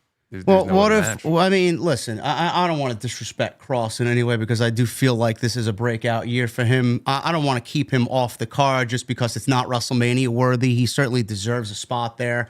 But what if we wait for Kross and Sami till after WrestleMania? And I mentioned a tag team match. I've been pitching this for the last 2 weeks. I don't know if this is feasible or not. Maybe we do Randy Orton coming back and saving Sami from Kevin Owens at the Chamber. And instead of doing Owens and Randy at WrestleMania and doing Sami and Kross, Why don't we wait for Sami and Cross till after WrestleMania, and we integrate and pivot Drew McIntyre away from whatever the plans were with LA Knight or Damian Priest or whoever it's going to be, whatever the rumors are speculating. Maybe we do Drew McIntyre and Kevin Owens versus Sami and Randy Orton in WrestleMania. Do you see that being a possibility, just to kind of make the card a little bit more substantial? As a tag team match? Yeah. No. Drew McIntyre in a tag team match? Yeah. No. I don't know then. Why? So he doesn't wrestle Damian Priest. I think a tag team match would be beneath him. You'd rather see Damian Priest than Drew McIntyre? Or LA Knight Drew McIntyre? Well, you know what? I think there are ways to make, especially the LA Knight match, interesting if you play off their recent issues, actually. Yeah, I think the build to that match could actually be very entertaining. Yeah, maybe. But I feel like even if you think that would be like a bigger match, for him to just end up at a tag team match would be underwhelming. All right, let's say Orton does come back and target Cody. We get Orton and Cody. Then we get Cena and Punk. And then we get Rollins and Reigns. I mean, how would the card flesh out if Orton does come back and target Cody? Where do you see everybody else fitting? Because I actually like that idea, honestly. Out of everything, I would love that idea. I would even have Orton win the title and walk out of WrestleMania with the WWE title. No, but that's the thing. Like, I don't see Orton, if he's going to do that, to me, that's post-Mania. It doesn't make sense. I mean, the winner of the Elimination Chamber wrestles Cody Rhodes. Randy Orton is not in the Elimination Chamber. Yeah. So you gotta wait then. If you're going to do that, then you have to hold him out until post-Mania. And then there's Cody's first program right there. To do it at Mania, how are you going to do that? It doesn't make sense. I'm going to blame everything on The Rock. It's all his fault. No, blame it on Triple H. He's the one booking this. We knew blaming The Rock. If we knew The Rock was going to be here, everything would be solved. You know what? I think they'd be a hell of a lot better off if they just planned each year that The Rock is not going to be there. Yeah. And just pretended like, okay, we don't know, but we're going to assume the answer is no. And let's just take what we got and we'll focus on that and not worry about that. I don't know. We'll see. The Chamber is going to reveal, hopefully, a lot to this puzzle, this WrestleMania puzzle. But Kevin Owens and Sami Zayn is an unsanctioned match. I loved what they did on Monday night last night in the open of the show. AJ Styles came back. They teased a match potentially with Braun Breaker. He speared the shit out of Dominic Mysterio. Like Jason said, I could see that taking place at the Elimination Chamber, and then a multi-person match at WrestleMania involving everybody that's been kind of vying for the title. Because remember a couple weeks ago, Braun Breaker wanted to pull Adam Pearce to the side and say, are we going to do something about respecting me and respecting this championship? I need competition. So it may be one of those deals where he finds 5 other guys and they just throw them in a ladder match. So Braun Breaker, noticeably absent from these shows, not really defending the title, not wrestling. I want to see more of him, but I guess in due time we'll see him on Monday night. What else happened? We had Judgment Day. Apparently, Finn Balor is continuing to tell Dominic, Jason, no more new members. Do you see someone being added to the Judgment Day in replace of Finn Balor as we head to WrestleMania, and his name potentially could be Aleister Black? Do you see that happening? I could see it. The only thing is, like, Zelina now is on SmackDown. Yeah. My guess is, when he comes in, I'm sure he's coming in. My assumption is that they'll be on the same brand. So that just doesn't work. And also, if you're going to bring Aleister Black in to lead the Judgment Day, this Judgment Day is going to have to look very different because they're a comedy group right now. So Aleister Black, as we know him, with this current incarnation of the Judgment Day, unless major changes are made, doesn't really fit. So again, this is like Judgment Day 3.0 here. Okay, this is not exactly the strongest version of the Judgment Day. It could work, but there would have to be real changes made to the way the group is presented. Other new members may be added. So I could see it. I don't know how likely it is. But do I see Balor being bounced out of the Judgment Day soon? Yes, I do. I'm surprised it hasn't happened by now, to be honest with you. Who do you think his WrestleMania matches, Dominic? Yeah, I mean, unless they did bring in someone like Aleister in the next few weeks, and we got Black and Balor, then who else would it be if not Dominic? There's been a lot of tension between those two. So they're definitely building to something between Balor and Dominic. And I don't know what Dominic is doing at Mania, if not a match with Balor. I don't care if Dominic is in a wrestling match at Mania or not. I would play up the fact that he did hire a new member, and he's not going to reveal him until WrestleMania. And then it ends up being Aleister Black, and then they kick Balor out at WrestleMania, and then make Black the new leader. Or you set it up the way like we had Cody and Rollins 2 years ago, or was it 2 years ago? 3 years ago now. Yeah. 3 years ago, where he's got a new member and there's going to be a match. Maybe Balor says, he's angry. Like, I told you, no new members, and I'm gonna take this guy on. And that's how they, debut Aleister Black in a match as a mystery man at WrestleMania against Balor, and he beats him. Yeah, I could see that. Yeah, I like that. I think he will be in imminently. There should be some Aleister Black on TV as long as they take the NXT Black and Gold that we remember and put him on Monday or Friday. We're good to go. Will he be allowed to keep his old music? Yes, absolutely. I'm guaranteeing they bring back his old music. Now, that was CFOs, was it not? Wasn't that Code Orange? I'm pretty sure it was CFOs. I don't know. Everything but the casket creak when he comes up during the entrance. Code Orange did the live performance, but I don't know if that's their song. I don't know. Chat, what do you know, man? Let us know. You guys know better than me. I don't know. Whatever. Something similar. Maybe, I mean, Malachi or Aleister, he's got a lot of musician friends in the heavy metal scene. I'm assuming he could get someone to write him a theme. Yeah, but that song was so good. I know. Well, let's talk about the Women's Chamber. Women's Chamber. We got Bianca. We have Naomi. We have Roxanne. We have Liv. Who am I missing? Alexa's in there. She's not winning. Who else is in there? One more. Who am I forgetting? No, you named them all. Liv, Alexa, Bailey. Bailey, that's right. Yes. Bailey. Yeah, see, they're saying in the chat, CFOs produced, Code Orange performed. Whatever the cost is, spend it. Yeah. It's not like they don't have the money. WWE uploaded the Judgment Day theme that they replaced Alter Bridge with onto their YouTube channel. I did not. I would love to see the like to dislike ratio on that one. It just, I'll have to listen to it, but I don't even know if it's a bad song so much as it just doesn't fit. No. It just doesn't fit that group. No. Women's Chamber. I'm sticking with Bianca. I think Bianca's going to end up winning it, and I just find it very difficult to see EO losing clean and not having a role at WrestleMania. I genuinely believe we're going for a triple threat here: Rhea, EO, and Bianca. The only thing is, I know Jade's in the news now, and Jade's at the Performance Center, and she's going to be coming back. I don't know if we see her next week because tag team championships will be on the line between Liv and Raquel against Bianca and Naomi. We could see her next week. How do you see this playing out?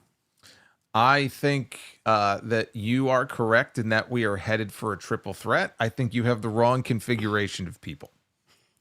I think we're looking at Rhea, Liv, and EO. Really? Okay. That's what I'm feeling.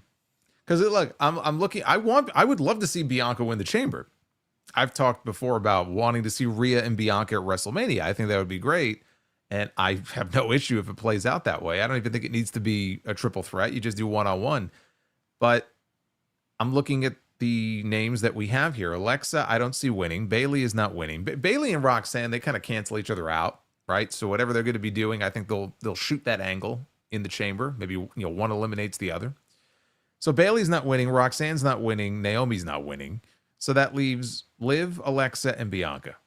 Alexa Bliss, I don't see it. Liv or Bianca. It just feels like Liv, there's a better chance of it being Liv Morgan, right? I mean, Bianca wasn't actively involved in this other story. I think I would feel differently. But my fear is that she's going to be tied down to whatever's going on there. And Liv gets the win. And I like Liv. I don't have anything against Liv.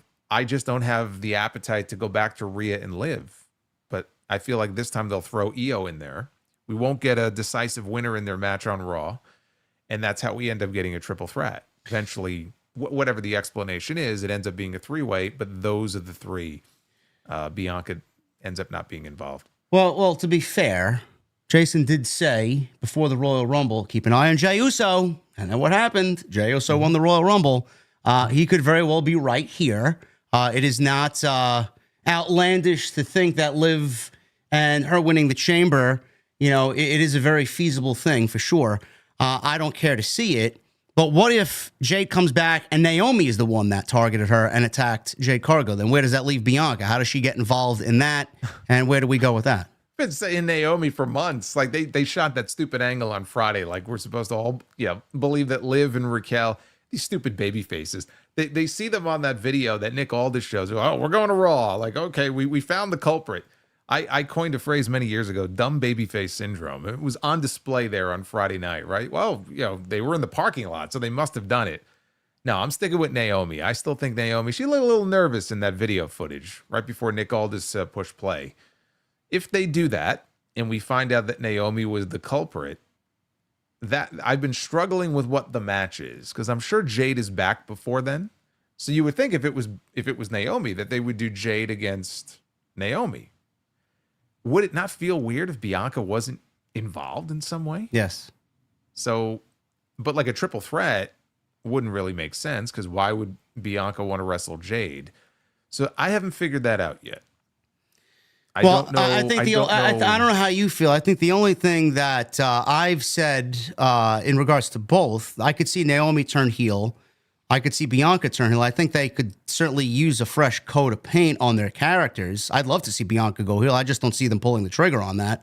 I'm sticking with Naomi as the one who attacked Jade Cargill, and I'm sticking with Bianca winning the Chamber. And I think Liv and Raquel walk into WrestleMania as the tag team champions. Could be. I mean, they're getting that title match on Monday. You may be right. I hope so.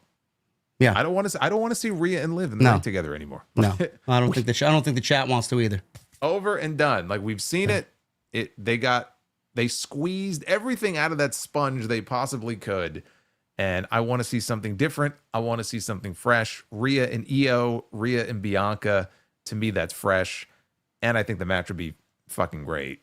So any combination of that is fine with me. Yeah, we'll see. Are we looking at a new champion at WrestleMania, though? If we get to Io getting that match, does she walk out of WrestleMania with the championship, or are we sticking with Rhea?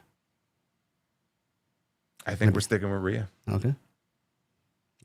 Io's going to be shit out of luck. Ask me in 2 months. When I do my predictions in 2 months, ask me in 2 months. But right now, as I sit here, I think they stick with Rhea. Okay. All right, we'll see what happens there. World Heavyweight Championship, Jey Uso and Gunther. I am more excited for this match after last night than I was a week ago. And would you believe, Jason, probably not, that people are still upset that Jey Uso's in the World Heavyweight Championship match at WrestleMania, even after this great segment last night where we got Gunther yeeting, telling wrestling fans that they smell, and the yeet gesture is a simple gesture for simple people. Believe that? Yeah, I can believe it because I see it all over my timeline. Super kick, super kick, super kick. I see it every day. I see it every day. And that's fine. Like if you don't like Jey Uso or you think he's a boring wrestler, like that's perfectly fine. But don't act like you don't know why he's in the position he's in or that he shouldn't be in the position that he's in when you see how over he is. I mean, before Gunther was even done talking last night, right? He had 15,000 people in the building chanting, "We want Jey, we want Jey." You know, and then he came out and they exploded. And obviously you see the entrance every week. That's why he's in the spot that he's in. That's why he's going to win at WrestleMania. You think it's bad now. Wait until he wins at WrestleMania. Their heads are going to explode. Oh, Gunther's buried, man. I don't believe they did this to Gunther. Yeah. Gunther's going to be fine. Gunther's going to be fine. He's already made mention of John Cena. He's already made mention that he wants to end John Cena's hopes for number 17. He'll be fine. He's not going nowhere. I think a great program coming out of WrestleMania after having lost his championship. I'd love to see Gunther and AJ. Yes. I was hoping that might be the World Heavyweight title match at WrestleMania, and they went a different way because, AJ was hurt. Jay's super over. Coming out of Mania, though, as just a post-Mania program, I'd love to see it. Yeah. I even love the fact that they incorporated Pat McAfee and Michael Cole, who yeets every single week on the announce desk. And Gunther was like, you unbiased journalists, commentators, do you think that Jey Uso deserves to beat me? And Pat McAfee had the balls to say, yeah, I do. Well, you know what? At least McAfee this week, he when Gunther threw the microphone at him, at least he didn't duck. So the microphone hit that kid in the front row and killed him. Yeah. Like he almost did with the jacket last week. So I saw that, yeah. Yeah. At least this week he didn't duck. So we got this pull-apart brawl. I thought this was very good last night. People complained that Triple H booked another pull-apart brawl last night. I thought this was fine. I don't know what Gunther has in store for Jey Uso in the remaining weeks of the WrestleMania build, but I am more excited for this match after last night than I was a week before. So this was a strong segment. New Day. I don't know what they're doing with the New Day, bro. I feel like you know what they're doing? I think so. What are they doing? What they should do. Well, I mean, the New Day coming out of the Big E turn has not been good, man. The momentum lost in between when the turn happened and what we got last night. I don't know where the fuck we went, but now they're feuding with the LWO. So where are they going? So last week, we didn't get to see it because they went off the air 2 seconds after they attacked him, but they attacked Rey Mysterio, right? And then we see footage this week of the attack. They injured his ankle or his knee or whatever. So that's their way of riding Rey out for a while, right? So we see the LWO come out last night to confront the New Day, and they kind of fight them off. And the only way that this really should play out, really there's two things. Number one, and I think this is very unlikely, but there are still people who think that Big E is secretly cleared. Yeah, we mentioned this last week. You said no. Right. I don't think he is, but there are people who think he is. If he was secretly cleared, then of course you would have him in the ring with them in a tag match. You could do Big E and Rey against the New Day. Okay, that's not going to happen. I don't see that happening. What should happen is, as we get closer to WrestleMania, the New Day can take out each remaining member of the LWO. They'll take out Dragon Lee the same way they took out Rey. They could take out Joaquin Wilde. They could take out Cruz del Toro. We see Rey Mysterio come back. Rey Mysterio now, his boys are gone, right? They've all been taken out. It's 2-on-1. Enter Penta. And Penta comes to the aid of Rey Mysterio, right? They started out the Rumble together. We know the respect. He's always talking so favorably about Rey. He steps in as tag team partners with Rey Mysterio at WrestleMania to take on the New Day. There's your match. Instead of sticking Penta in a multi-man match or something like that, there's plenty of time for him to win, titles or whatever. Him and Rey Mysterio, shoulder to shoulder. You got to get New Day on that show. There's your tag team match. I could see it. It's a lot more interesting than what I had for the New Day. I would just say, just put them against the War Raiders and have them win the tag team titles at WrestleMania. That's boring. Okay, we'll go with your idea then. Boring. Who cares? I mean, I'm not even sure those titles are going to be defended at WrestleMania. Probably not. I mean listen, Big E is the magical idea here that I think would make everything make sense, but yes, you can't really hold on to that because nobody knows. But again, it gets Penta in a good spot on the show. Ray's going to come back, right? I mean, they wrote him off with an injury angle, and you got Kofi last night saying, I should be the locker room leader, right? They've really been beefing with Ray for months now. There's got to be a payoff in some way. What's the payoff? You're going to do Ray and Dragon Lee against the New Day? We already saw that on TV a few weeks ago. It's going to be Ray and Penta. That's the match I thought it was going to be when Penta debuted. I thought that's how they were going to debut him, and I'll bet you that was a thought they had, and they changed their mind when they realized they wanted to do this in Mania instead. Yeah, no, I think you're right. Yeah, I think that's exactly what happened. Yeah, that's what I think the match is going to be.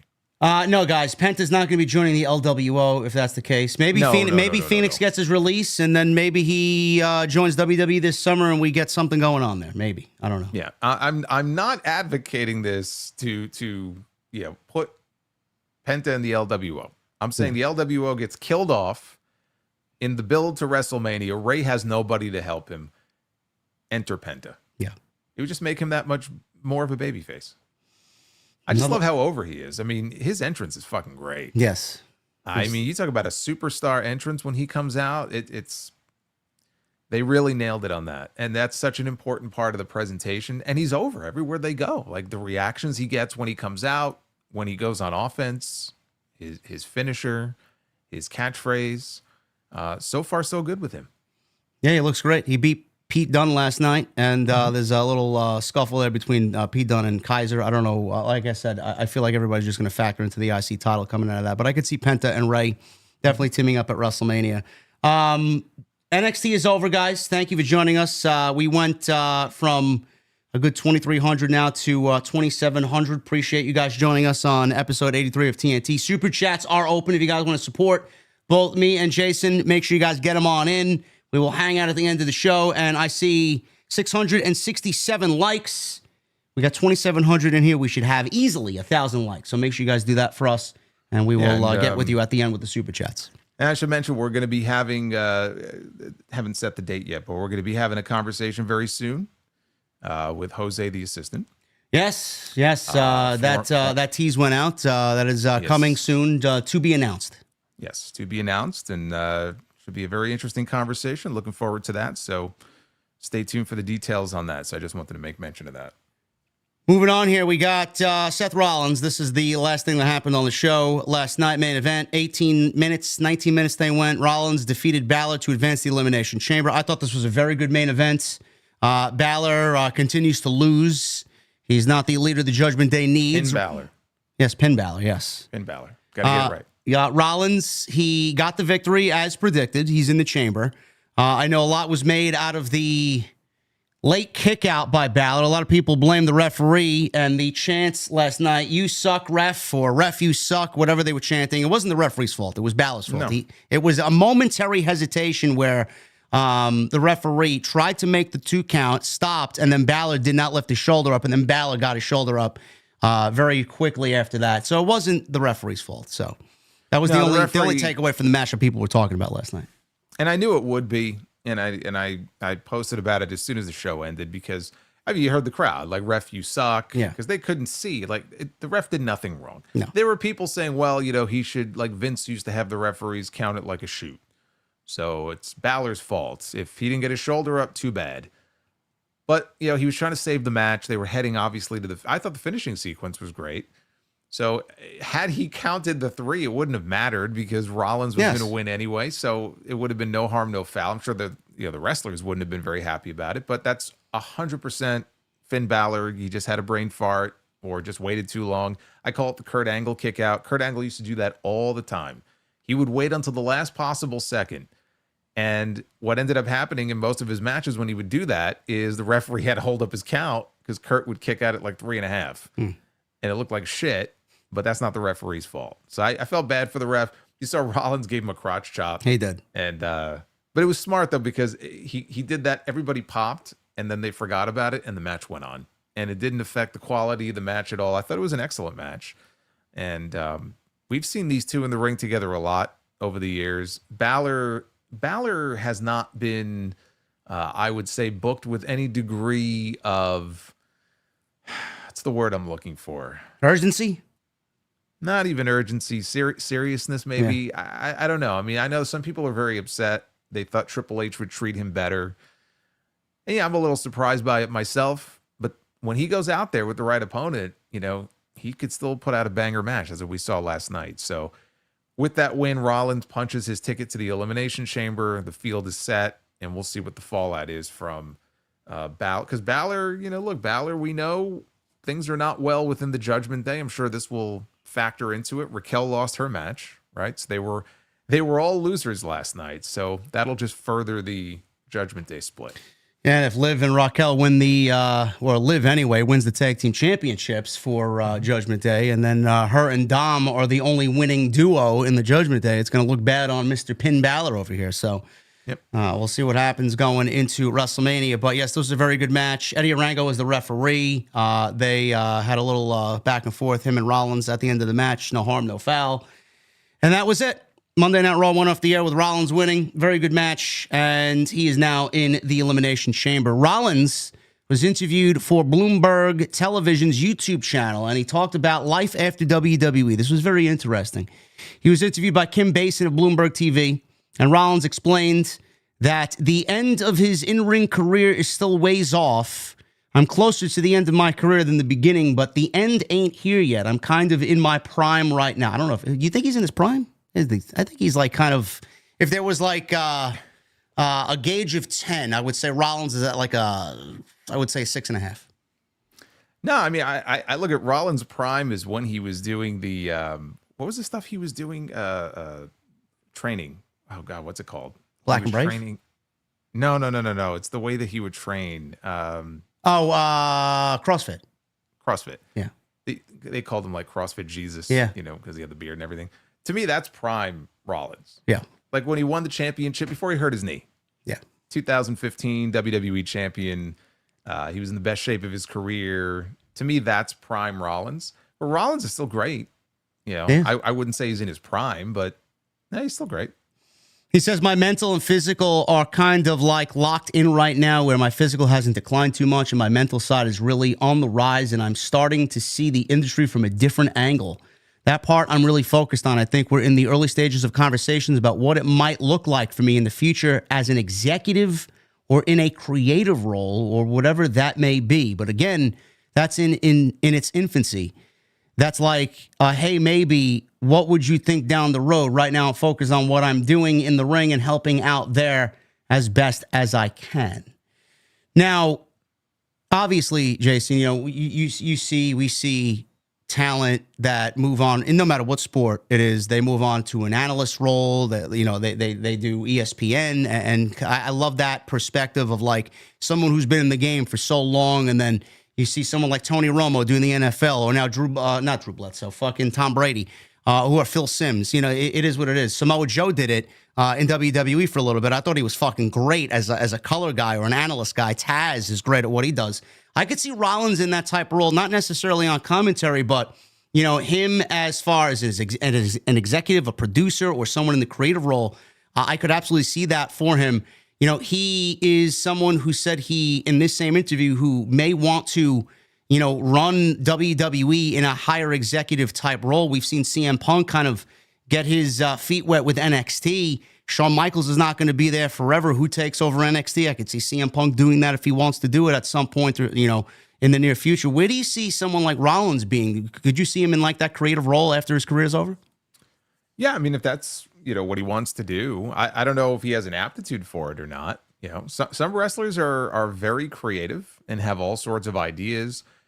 Tyson Kidd, he had to retire because of injuries, and he always is someone who gets praised for the work that he does. I mean, he's not really in a creative role, but yeah, I mean, there's any number of roles I could see Rollins being great at. Creatively, I don't know. I don't know if he's someone, people say that about Matt Hardy. Matt Hardy is a very, he's got all these ideas and he's very creative. And that goes back to the Omega days. I don't know if that's Seth Rollins, but I'm sure that Seth Rollins can absolutely contribute behind the scenes in some way. Maybe in some sort of a mentorship role tied into the Performance Center, NXT.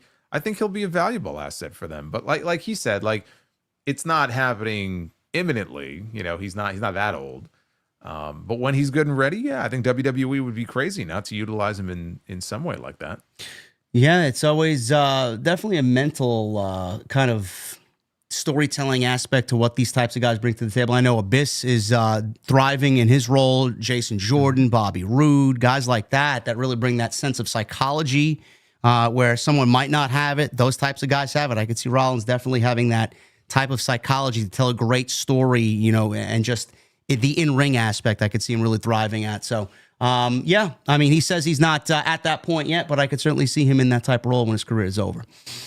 WrestleMania, we talked about WrestleMania 41 before with all the happenings and possibilities of a match card. WrestleMania 42 right now is leaning definitely towards New Orleans. WrestleVotes posted on Twitter this past week that WWE is set to announce Mania in New Orleans before Mania this year, which Fightful Select has been led to believe as well, with them leading the charge for next year's WrestleMania. Those that we spoke to claim that New Orleans for 26 has actually been in the plan for years, with it being the idea internally dating back to the last regime. However, with the 2025 location being in flux last year, many in the company thought that there was a chance that could all change. And there are some WWE partners that also had word that New Orleans was the plan, barring any unforeseen change.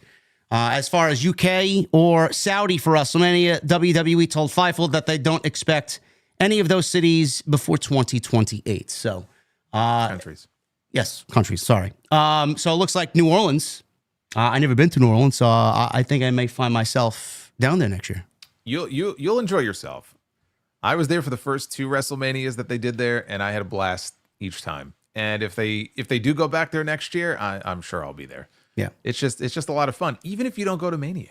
Like, there are people who will do that. It sounds kind of crazy, but I would even consider that, going down there. There's so many other events that are happening, and everybody, obviously WrestleMania, everybody descends upon the host city. But then some people, maybe, especially the way tickets are priced now, maybe they rent an Airbnb, have a nice TV, and they actually watch Mania from wherever they're staying, their hotel, the house, and they go out that night, or in my case, do a show. So whether you actually physically go to WrestleMania at I guess it's not Mercedes-Benz Superdome.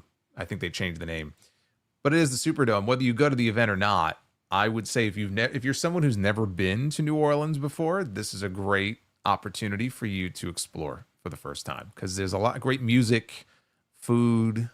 The people are nice. It's a great city. Yeah, I'm looking forward to that. Never been. I heard it is definitely my type of town, my type of vibe. So Ricky Saints is from there. Yes, Ricky Saints is from there. I could see him. I could see him definitely having a big part of WrestleMania season next year for sure. Whether it's with NXT or WWE main roster, but yeah, look forward to that, guys. Imminent announcement. I'm assuming before Mania this year, some type of press release, or at Mania itself, they usually announce what the next city is. So we will definitely keep eyes on that. As far as the Hall of Fame this year, we have a couple of potential inductees and someone who, along with Triple H, is now confirmed for the Hall of Fame. We'll start with Triple H. He's there, obviously. He's the headliner. Obviously, that goes without saying. He's, I don't know why people made such discourse about Triple H putting, or WWE putting Triple H in the Hall of Fame. Oh, look, he's just giving himself everything. Like, he wasn't going in anyway. Who gives a fuck? He's one of the greatest of all time. He's obviously going in the Hall of Fame, whether it's this year or fucking 10 years from now. Doesn't matter. So he's in. And then Michelle McCool was announced on ESPN and their sports talk show Get Up, where McCool and the Undertaker were actually on the program, and Triple H showed up to make the announcements, and she was all emotional, which was actually a very, very cool moment. McCool joined WWE in 2004 as a participant in the Diva Search. She made her in-ring debut in 2005, teaming with Big Show. She was obviously part of the Lay Cool faction with... Wait. What? What? Big Show? Teaming with... Big Show? Sorry, typo. I don't know why I have Big Show here. I have teaming with Big Show in my notes. I thought I was losing my mind. I said, wait a minute.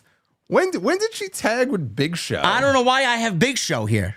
Why do I have Big Show in my notes? I was going to ask you that same question. I don't know.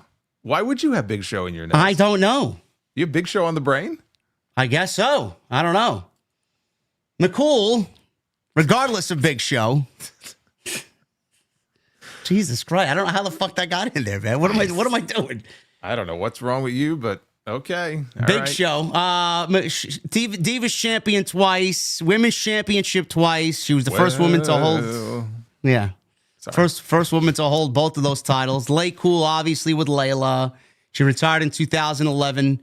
She unified both of those championships as well. So obviously, with this announcement, Jason, she's going in the Hall of Fame. I would say, as far as what the women's evolution has brought to the table, I think that's a very worthy Hall of Fame induction for sure for Michelle McCool. And I think the Big Show should induct her into the Hall of Fame. Yes. I think that would be very appropriate, since they were tag team partners. So, it only makes sense. Yeah. It only makes sense. Yeah, look, I talked about her on my show, where I feel like she's someone who came along 10 years too soon. She came in at a time, she's very athletic, and she came in at a time when, let's just be honest, in-ring wrestling was not the priority for the women. That's just not why they were on TV. So she got to show off a little bit of her athleticism, and she had some matches with people that were okay. I can't sit here and tell you that there are any... I don't have a list of like great Michelle McCool matches that people should go back and watch, right? Because she just was never really put in a position to have like that really great match. The only thing I can really remember was she was part of the first ever women's tag team tables match. And it was Lay Cool against Natty and Beth Phoenix.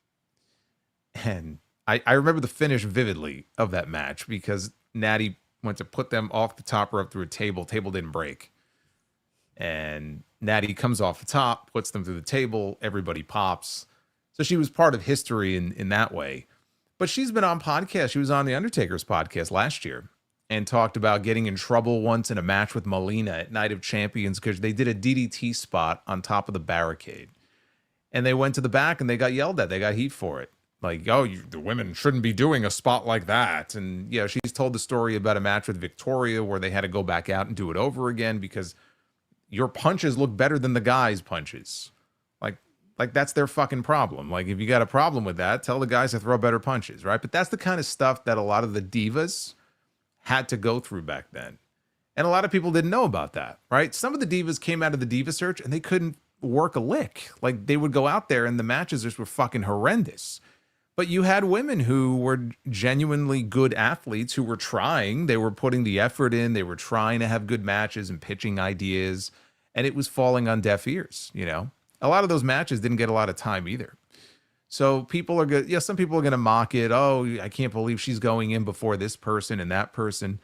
I was surprised that Mickie James didn't get the nod, to be honest with you. Especially with her being part of that LFG show. I thought this was going to be the year for her. Mickey's not in. Victoria's not in.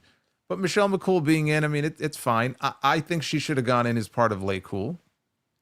I think it should have been an induction of her and Layla because I think that's the run she's really remembered for. So that's the only thing I would have changed. I guess they could have Layla induct her. But she was just on with Chris Van Vliet. He interviewed her last week and he brought this up and said, like, have you thought about going, if you go into the Hall of Fame one day? And she's like, oh, I haven't really thought about it. But like, if I ever did, I really would prefer to go in as part of Lay Cool. And then like, not even a week later, this announcement comes and it's just her, just like a solo induction. I just laughed at that, like the timing of that. Yeah. I agree with her though. I think they should have gone in together.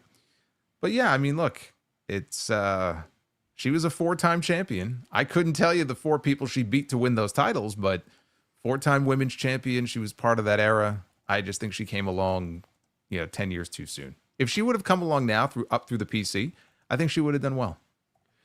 I'm going to look it up right now. Being that I mentioned Big Show, I got to redeem myself in some way on this fucking show tonight. There's no redeeming. I don't think there's any redemption for that. That's too weird even for me. I don't know how they got in there. Her first reign, Michelle McCool defeated Natalya. That was at the Great American Bash in July of 2008. Women's Championship, she defeated Melina at the Bash in June in 2009. And then a unification match, she defeated Melina in a match to unify the Women's Championships and Divas Championships, becoming the first unified Divas Champion. There you go. I wonder if one of those matches was the match where they did the DDT spot on the barricade, because that was a Night of Champions match. So I guess they wrestled each other a lot. Again, there weren't that many women back then compared to like all the women we have now. Yeah. You had a relatively small collection of them, so they probably worked like 1 million times together. But yeah, that sounds about right. The other Hall of Fame potential inductees is one of my favorite tag teams from yesteryear, with the Hart Foundation being number 1, Money Incorporated being number 2. Yes, I was a big Money Inc. guy. Number 2? You put them at number 2? Yeah. Over these guys? Yeah. I was a big Money Inc. guy. Yeah. I mean, I like them too, but not over these 2 guys. But Demolition is definitely long overdue for a WWE Hall of Fame induction. 3-time WWF World Tag Team Champions, obviously, defeating Strikeforce back in 88. Second reign with the Brainbusters in 1989. And then the third reign, obviously, defeating the Colossal Connection, Andre the Giant and Haku for those titles. They were the longest reigning tag team champions before the New Day broke their record at 478 days. One of the more dominating tag teams in WWE history. And a lot of comparisons, Jason, to the Legion of Doom. When Vince finally got his hands on the Legion of Doom, it was towards the end of Demolition's, I don't want to say popularity. They were still popular, but not as popular. They were both in the WWF at the time. Why was there so many comparisons outside aesthetics? Why did Vince choose Legion of Doom and just kind of get bored almost with Demolition? What was the whole reason there? I think he wanted the Road Warriors. He couldn't get them. And, they had to come up with their own team. So they came up with a team that kind of looks similar, right? Face paint, and they had like kind of a spiky outfit. But then when the Road Warriors became available, it's like, oh, we'll just get the real thing. And I was always like, man, like, because I grew up on Demolition. I knew who the Road Warriors were, but like I was watching Demolition week to week. Like those are my guys. And yeah, it really does feel like they just were cast aside. Like, okay, we got the real thing now. We don't need these guys anymore. And we're kind of over it. We're bored with them. And that sucks because we never even got a real program between the two teams. You would think like, okay, we'll get LOD and Demolition. Like they did house show matches and stuff, but like we never got the match. It's like Hogan and Flair. It's like the same thing. Like it should have been a gimme and they just didn't do it. So I think it was kind of a waste. And then I guess Axe, by the end of 90, he left the company. That was it for him anyway. And that's why, Smash stuck around, and that's how he ended up in the Repo Man gimmick. They came up with something else for him. And goofy as it was, I have a lot of fond memories of the Repo Man. Oh, yeah. And his vignettes. You know his catchphrase, right? What was it again? What's mine is mine, and what's yours is mine too. Oh, yeah. Yeah. Now that you mention it, yeah.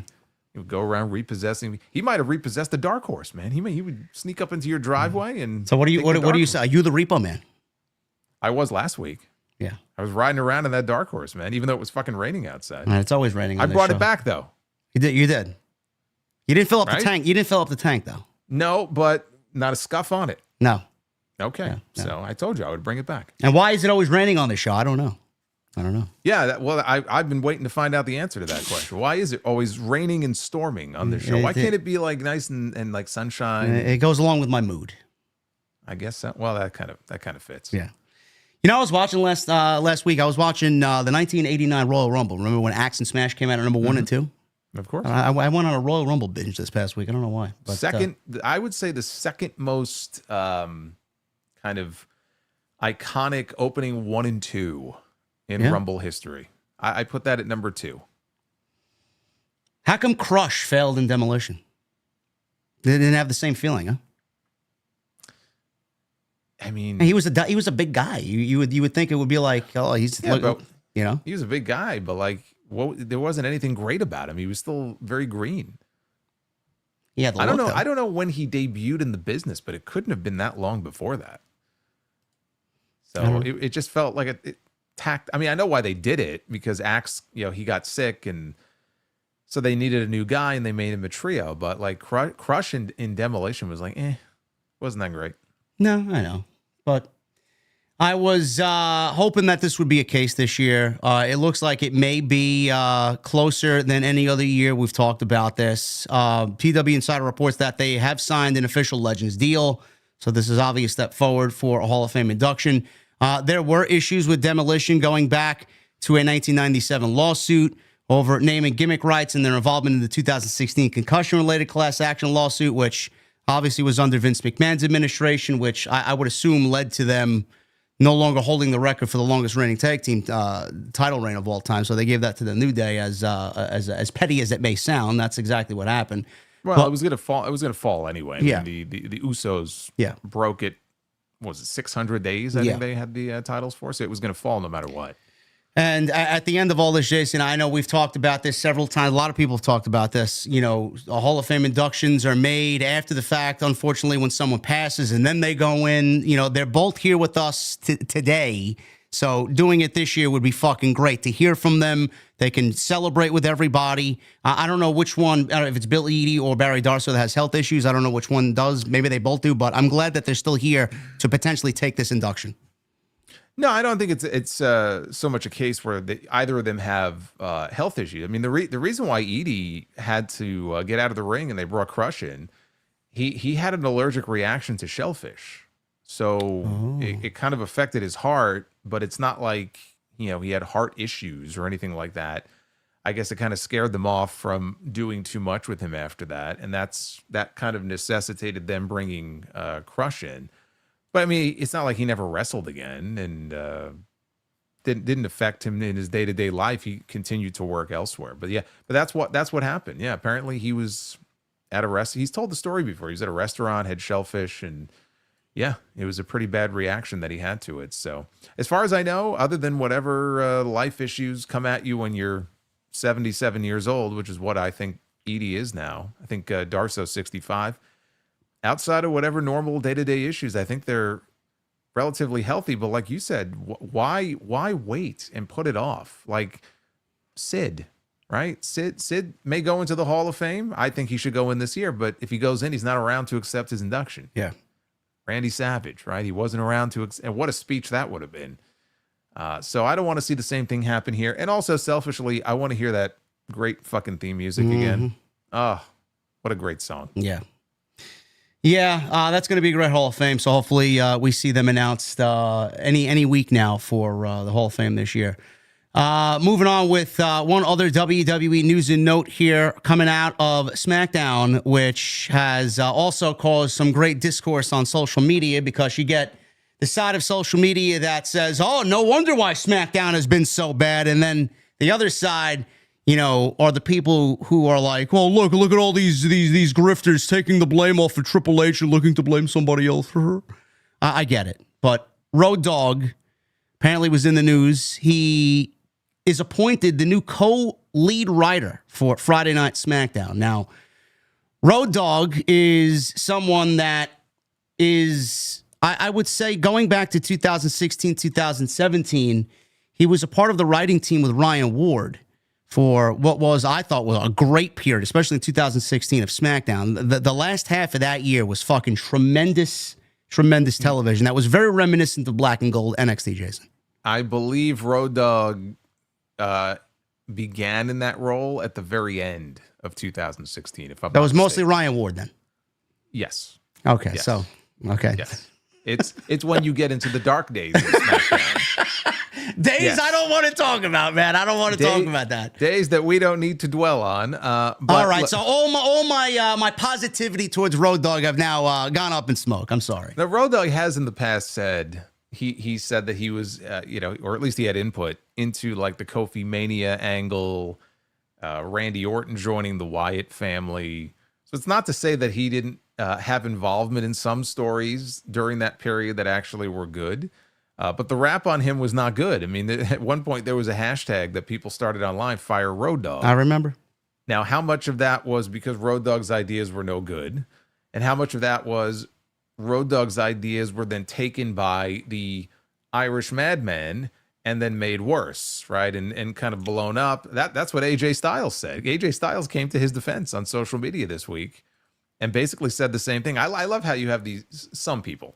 You have some people who are on the current active WWE roster who have no problem shitting on Vince McMahon. Oh, maybe that's a bad word to use, but shitting on Vince McMahon because he said, like, look, this guy had his ideas taken and, destroyed by somebody else. So basically, like, give him a chance. And he's going to have his chance. I certainly hope that was the case, that his ideas were better than what we saw on TV.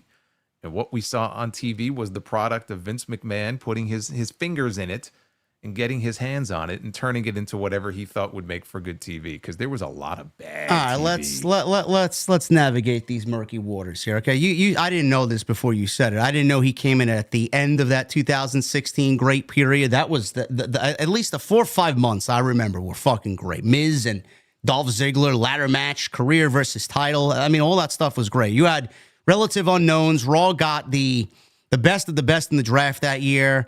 And SmackDown was basically a bunch of unknowns. Baron Corbin, Alexa Bliss, Becky Lynch. I mean, it was, I think the tag team champions at the time were Rhino and Heath Slater. Yep. And then they had fucking whoever else was in that tag team division. Fandango and somebody else. I don't know.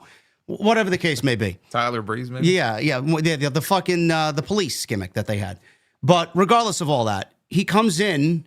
And 2017 happens, Jason. We get that great Elimination Chamber, one of the best Elimination Chambers that I think the company's ever done. Bray Wyatt wins the Chamber, WWE Champion. That whole Wyatt storyline with Luke Harper and Randy Orton was great television, and it didn't end up the way that it needed to, because I'm assuming Vince McMahon got his claws into the storyline and wanted it to go his way. So who knows what Road Dogg had to say about that and how much of a say he did have in that storyline. And then Vince blew it up. But then we get into the even darker days where Jinder Mahal beats Randy Orton for the WWE Championship, and we get the fucking, basically SmackDown was on its deathbed. Jinder Mahal beats Shinsuke Nakamura not once but twice.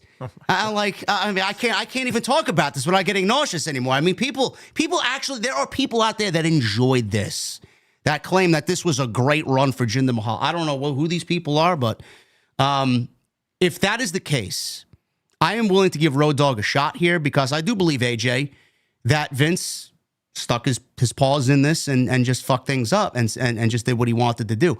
I'm willing to give Road Dogg a chance here.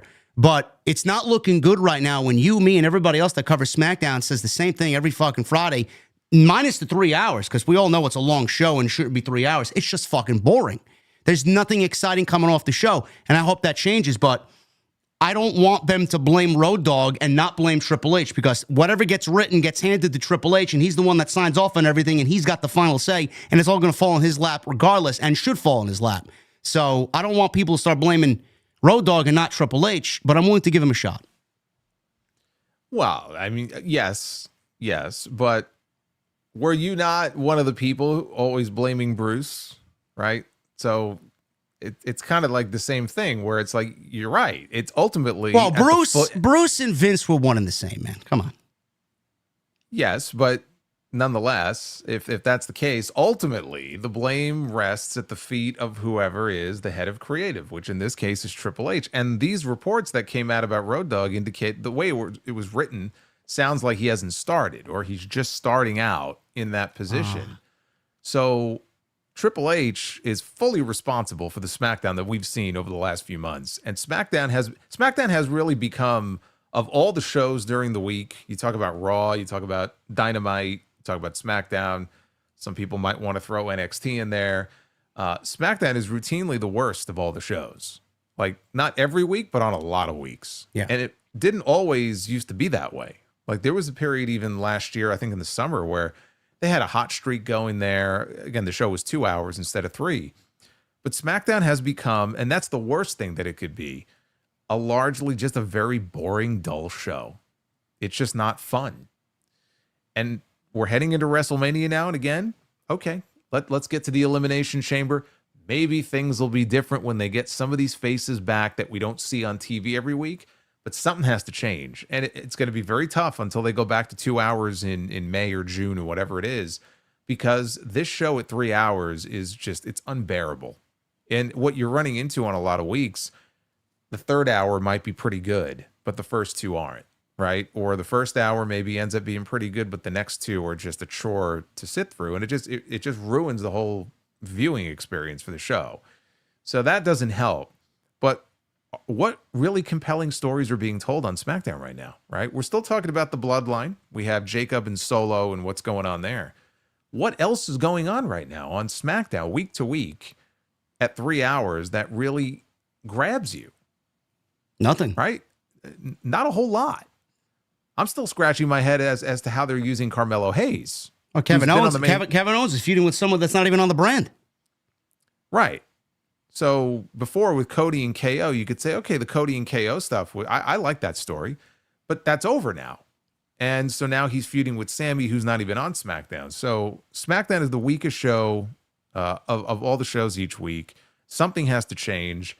Maybe this will be a positive change if someone is bringing a new vision to, some new ideas to the table. We'll see. But when I first heard the news and I heard Road Dogg, I said, oh boy. I saw Road Dogg and I saw SmackDown. I said, not this again. But that was Vince. This is Triple H.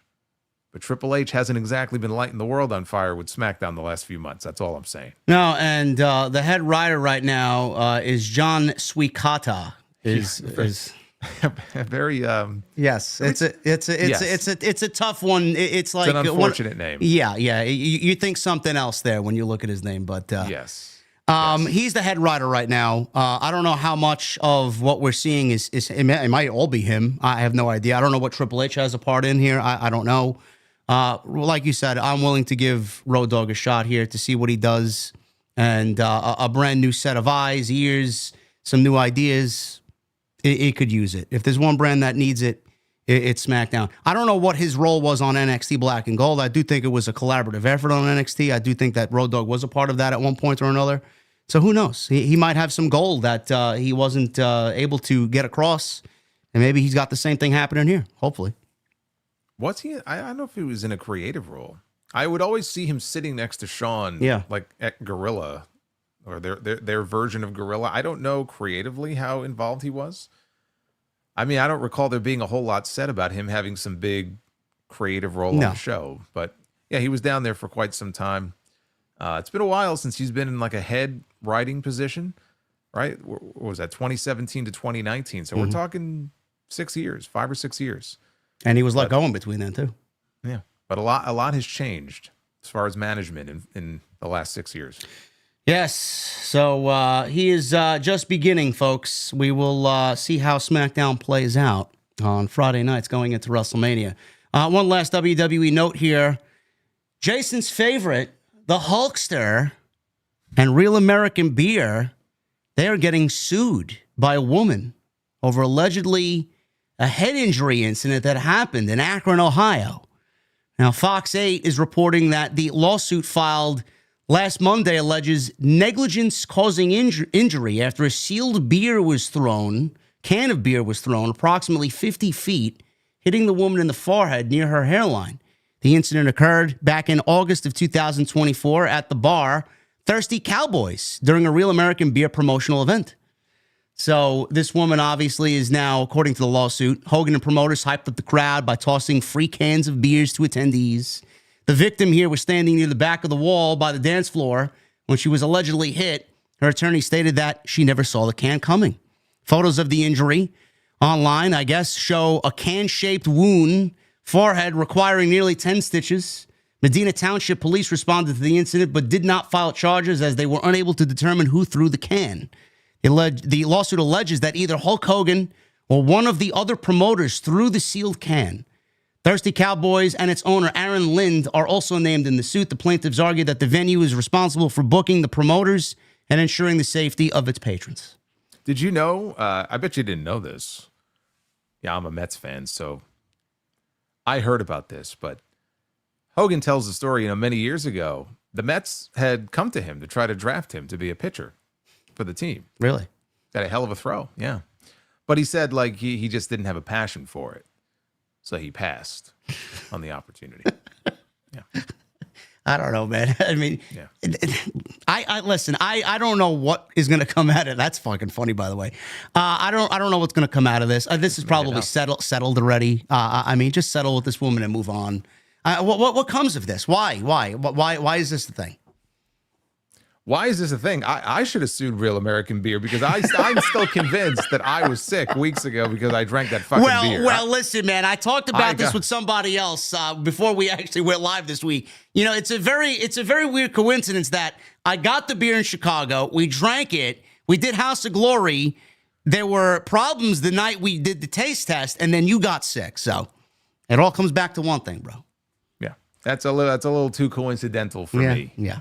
So you know what? I'm rooting for this woman. Let her get her payday. She's scarred for life. You heard her. That's what she said. She's got wounds now that will never heal. She's permanently disfigured because of Real American Beer. But there's a new beer that came out this past week. You're probably better off checking out. Steve Austin's got a new one out. You mentioned it last week, and I was looking for it because I was in the beer distributor here looking to see if they had it. I couldn't find it. It's in like a black can. It's got the 316 logo on it. I think it's another IPA, but yeah, you're better off trying that. Well, if I can find it before March 15th, when we do House of Glory, I will see if I can find it and get it to you so we can do a taste test. That'll be a lot better than this shit. I'll drink that. It's a bigger can. It's one of those long cans. Yeah. Right. The Hogan can, it's like a little like these. I got the 19.8 ounce can of Liquid Death. It's probably this size. So it's about that size. Yeah. But it just came out. Maybe it's only in limited locations. We'll see if I can find it. But yes, Hulk Hogan's being sued. I'm assuming this is all settled by now. But I just find it funny how it rains, it pours in the life of the Hulkster. So there you go. Moving on. AEW. Let's talk some AEW. AEW had Grand Slam in Australia. on Saturday night. I watched it on TNT after the NBA All-Star game. I saw my guy win the, what's his name? McClung, I think. What's his name? Win the slam dunk contest. I don't know why I was watching the slam dunk contest, but I haven't watched it since I was little when NBA was on NBC, but I had a good time watching it. I don't know. Let me ask the people, because you probably wouldn't know, but let me ask the people in the chat about this NBA All-Star game that everybody, was it as bad as everybody says it was? Apparently it was like the most boring fucking thing in the world. I was talking to my brother. My brother is like, yeah, this is the worst All-Star game he's ever seen. Why do they even bother anymore? I feel like there's complaints every year about the NBA All-Star game. If they don't care, then why even bother? Well, apparently they changed the changed the whole format to like a tournament format. They made some kind of format change, and everybody was complaining about it. It's like what is going on here? Like why is every year, like, there's always some complaints about in particular the NBA All-Star game? I don't know. I just don't think. I think it is the players didn't take it seriously. There's nothing on the line, so the game would end up being like 180 to 160. Okay. It's not like the All-Star game in baseball where they both have to compete because the winner gets home field advantage in the World Series. Yeah, at least there's something tangible on the line. I don't know. I don't watch the NBA, so I don't know. Everybody says it sucked, but they're making more changes next year. I don't know what they're going to do, but I don't know. I don't care. I don't watch the NBA, but it did follow the NBA, and Grand Slam did not air until 20 minutes after the NBA All-Star Game festivities ended. So I don't know. I guess it started earlier on Max. I watched it on TNT just out of sheer laziness because I didn't want to turn on my Max app on my TV. But all in all, Jason, when I actually sat down to watch the 2 hours, I thought it was a very good 2 hours of pro wrestling from AEW. The crowd was fucking great. Those Aussie crowds, those international crowds in general are always great. They had about 10,000, 11,000 in that Brisbane Entertainment Center. And for 2 hours, we got some pretty good pro wrestling on Saturday. I don't know what your initial thought was, but I enjoyed myself. I thought it was the best show of the weekend. Okay. That's what I thought. I thought that we had two very good wrestling shows that weekend, but I enjoyed Grand Slam more than I did Vengeance Day. Which I enjoyed Vengeance Day, but I just enjoyed this one a little bit more. So, you know, Vengeance Day had the extra match. I didn't really care for the strap match. So for all intents and purposes, it was same number of matches as far as I'm concerned. Yeah. Not every match on the show was great, but the opening tag match was the best thing on the entire show, and I thought that was fucking great. And then you had, Mercedes and Harley Cameron, and obviously that was the biggest match of Harley Cameron's career. And thankfully they didn't do the title change, which I think would have been short-sighted if they had done that. But I thought the match was fine. I mean, apparently a lot of people didn't like it. They thought it was terrible. I didn't think it was terrible. It was not by any means the best Mercedes match that she's had in AEW, but I thought it was fine. I thought that the other matches on the show were also at least good, if not very good. Obviously, they did the title change, the big title change, which was Timeless Toni Storm in her home country, making her triumphant return, leaving with championship gold for the fourth time. I believe the first time that any woman has held that championship 4 times, I believe. Yes. So and maybe it was because it was shorter. It was, 2 hours, and I don't know, but I just found myself enjoying that a little bit more. But we got a great weekend of wrestling shows, so not a whole lot to complain about there. Of course, that didn't stop people from complaining about certain things that I think were just completely ridiculous to complain about, which, if you want to bring that up, you certainly could. Yeah. I mean, everybody had a great night Saturday night. We had 4.5 hours of great pro wrestling from both companies. But the one thing that remained was the size of the AEW ring that happened to be Grand Slam Australia. Now, there was a situation that happened where I don't know if it's false reports. I want to tend to believe some of the reports. I don't know if I believe all of them.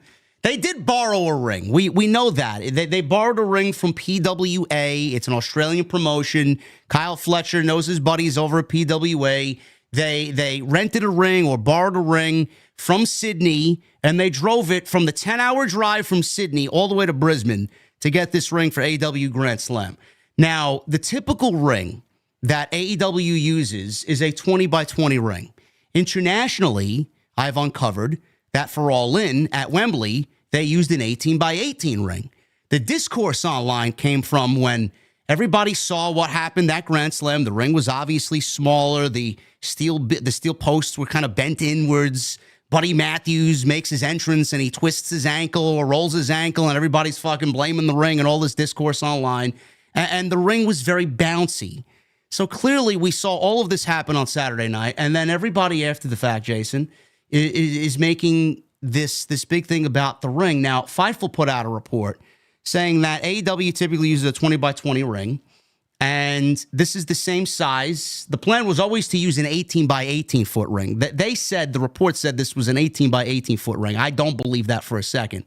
I think the same size 18 by 18 was used by TNA, Ring of Honor, ECW, WCW, and a lot of independent companies use an 18 by 18. So WWE traditionally uses their own rings that are stored overseas as opposed to shipping them over.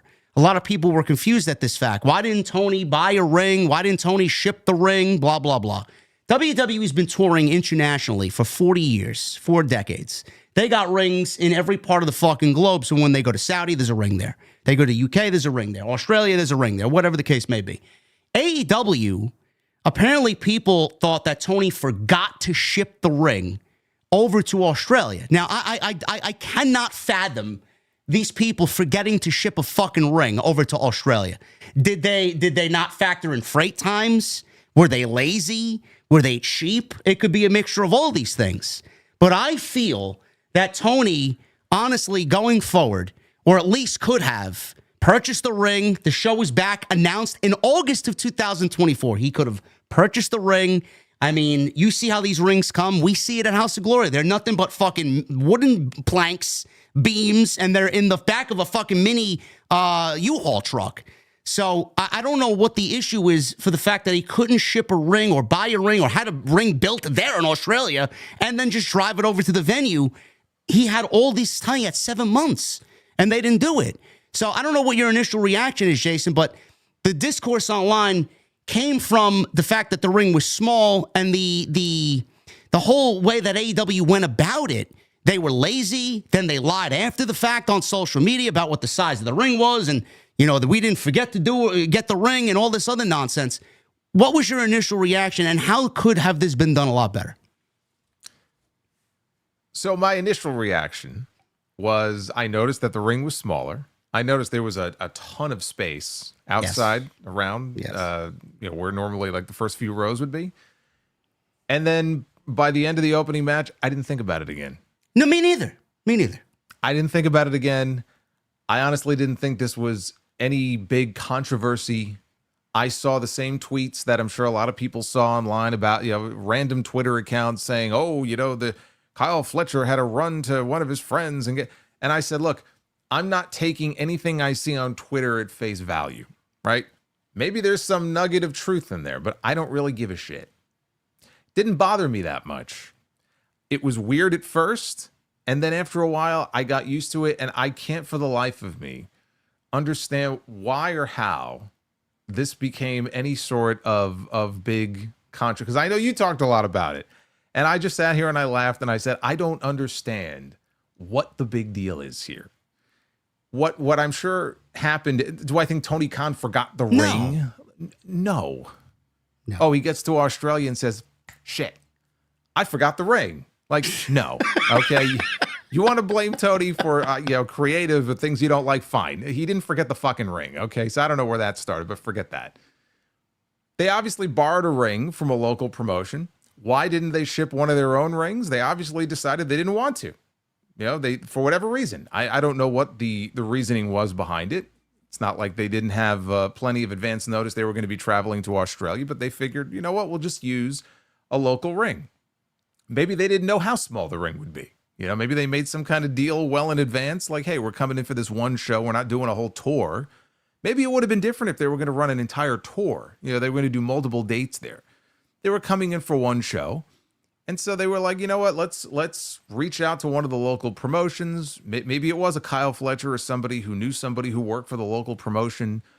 and whoever it would have been on the AEW side, I don't know if it would have been QT or somebody else, reached out to them, works out the details, and they have a ring. Maybe when they got there, they said, oh shit, we didn't realize it was going to be quite that small. I'm watching the show and I see the ring skirts, and they have Grand Slam Australia, logo ring skirts. It's not as if the ring skirts were hanging off the edge of the ring. It didn't look that bad. It's not a situation where it's like, it was some big, catastrophe or anything like that. No, who's paying attention to those type of details, honestly, when you're watching the show? Nobody. Apparently, somebody, of people. but normal people are not. No.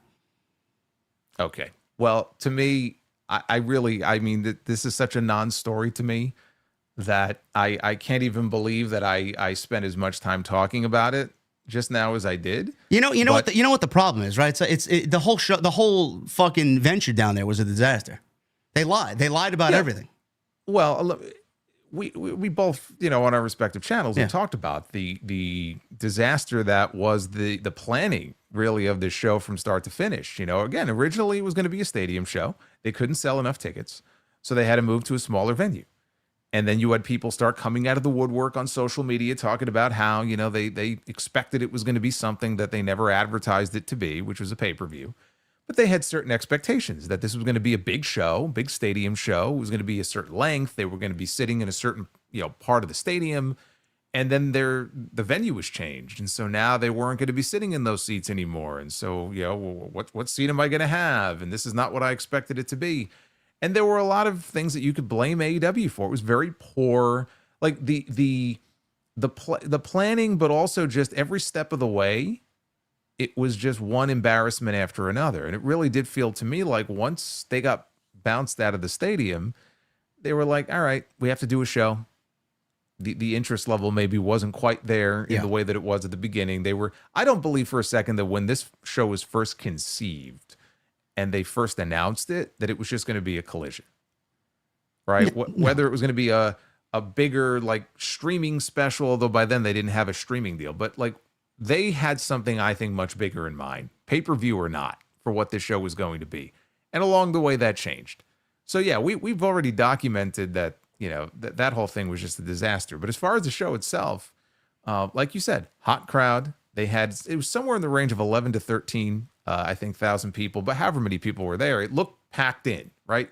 Visually, when you look, and they have the wide shots, like they had tons of people there. They were hot for the show. And in the end, I think, they had a nice little card that they put together. I don't care for the Death Rider stuff. No. So that match was fine for what it was supposed to be. I just don't have any sort of emotional attachment to what they're doing with Moxley and Copeland and all that. And honestly, that finish was just weird. Yeah, having Jon Moxley choke out the challenger makes me wonder are they going to pull the trigger on a title change at Revolution? Because it would be weird to just have Moxley go in there now in a few weeks and beat him again. So I don't quite understand that finish, but I enjoyed the show. So at the end of the day, the journey there was really embarrassing to hear about, but the show itself I thought was fine. And they're going back apparently next year. Hopefully there were lessons learned. I don't know if they're going to run the same venue. I don't know if they're going to attempt another stadium show. That's probably a bad idea. But they're going back there next year. So hopefully whatever lessons they came away with here, they will learn from it, and we won't have the same issues when they go back there next year. I think the fans have spoken in numbers about Melbourne or Sydney next year. So like you said, I hope that there are lessons learned. I hope things are a lot easier. I heard everything from Tony being booed after the show was over before the Ring of Honor tapings. For whatever reason, I know a lot of people felt like they were scammed. I heard that merchandise was sold out after the first match and there was no replenishment of merchandise, which is fucking ridiculous. I mean, I don't know how you forget to bring merch or, in instances like that, you're better off bringing too much instead of having too little. And they ran out of merchandise, and then obviously there was nothing left to be sold. But as far as the ring discourse, it's past us now. Hopefully it's a lesson learned, and they do better for next year. But the one thing I remember from the Death Riders match is Adam Copeland's entrance.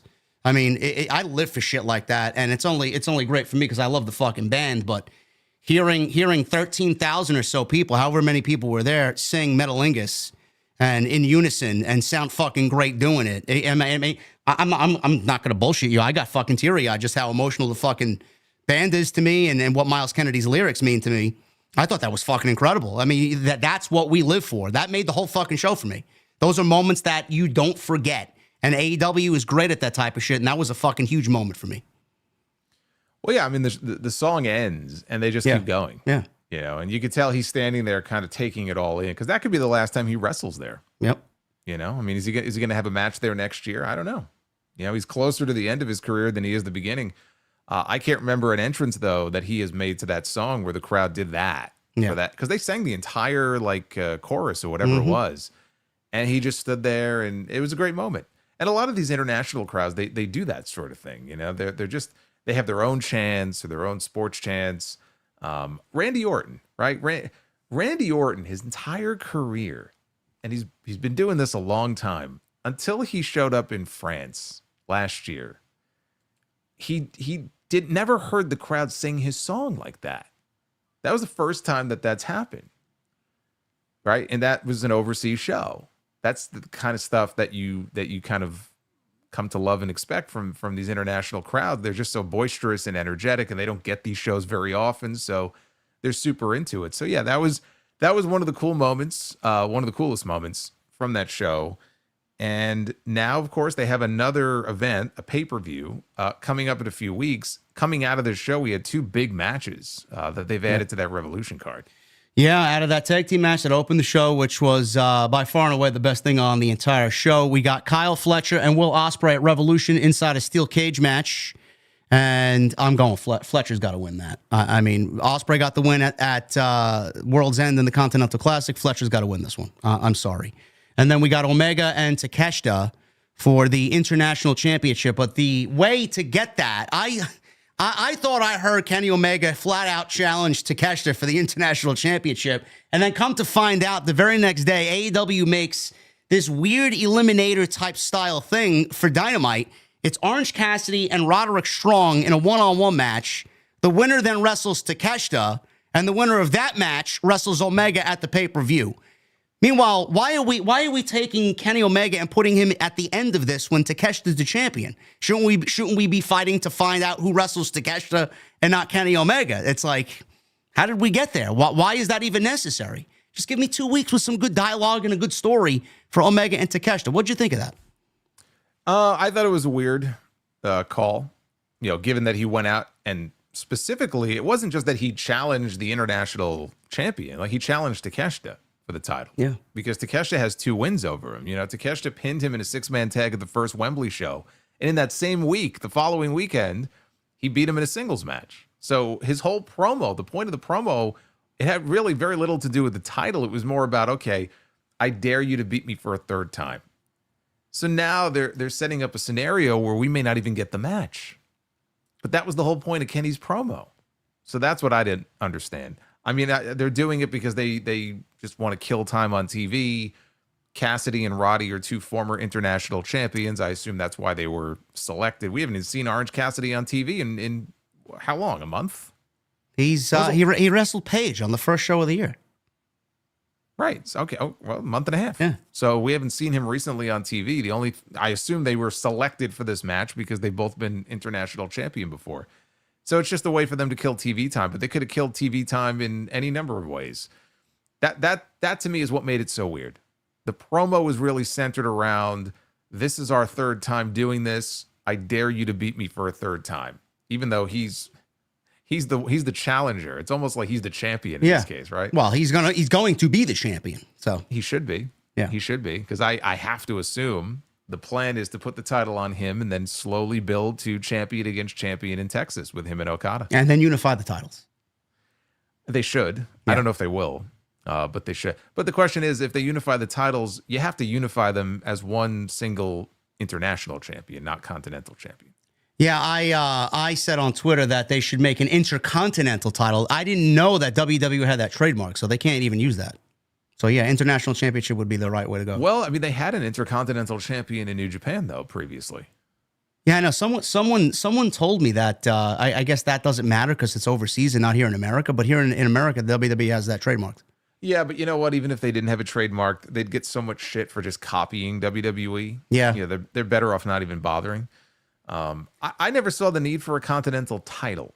Well, I mean, we got the tournament though. He's not going to get rid of that title and then not do the tournament, right? Or we can still do the tournament without the title. You still do the tournament. Okay. You don't need a title. I mean, you can. I mean, try telling him that. He loves his titles. Now we got WWE introducing more titles now too, but you could do the tournament and not have a continental title. You could have something else that they win, or I still wish it would have been a tournament that decides a number one contender for the world title. Yeah. From day one. That's what I said that tournament should be. So hopefully they do champion against champion and they unify them and we get rid of the continental and we have one singular international champion. But they've already made the tease. Like we've seen Omega and Okada face to face, and in the background is the All In banner, which is still months away. Yeah. So we already know where this is headed.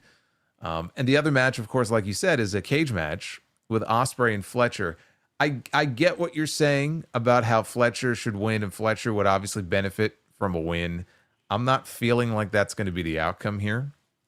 I feel like he already beat him once. And I think in their mind, a great showing in this cage match. And God only knows what crazy spot or spots they're going to do. You know they're going to do something off the top of the cage.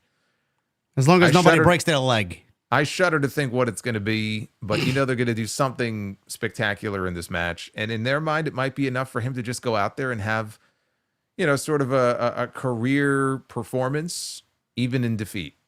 I don't see Ospreay losing a big match like this, like especially when he's already lost once. And Ospreay is someone who they obviously consider to be one of their top probably 3 stars in the entire company. I don't think it's death for Fletcher if he loses. I think he would definitely benefit from a win, but I wouldn't say if he loses that he's buried or he can't recover from it or anything like that. It's like a huge spotlight for him. You know, I mean, they've done well with him so far. You could say a lot of people have been neglected by Tony Khan and his booking before and have fallen through the cracks. They didn't follow up on momentum that somebody had.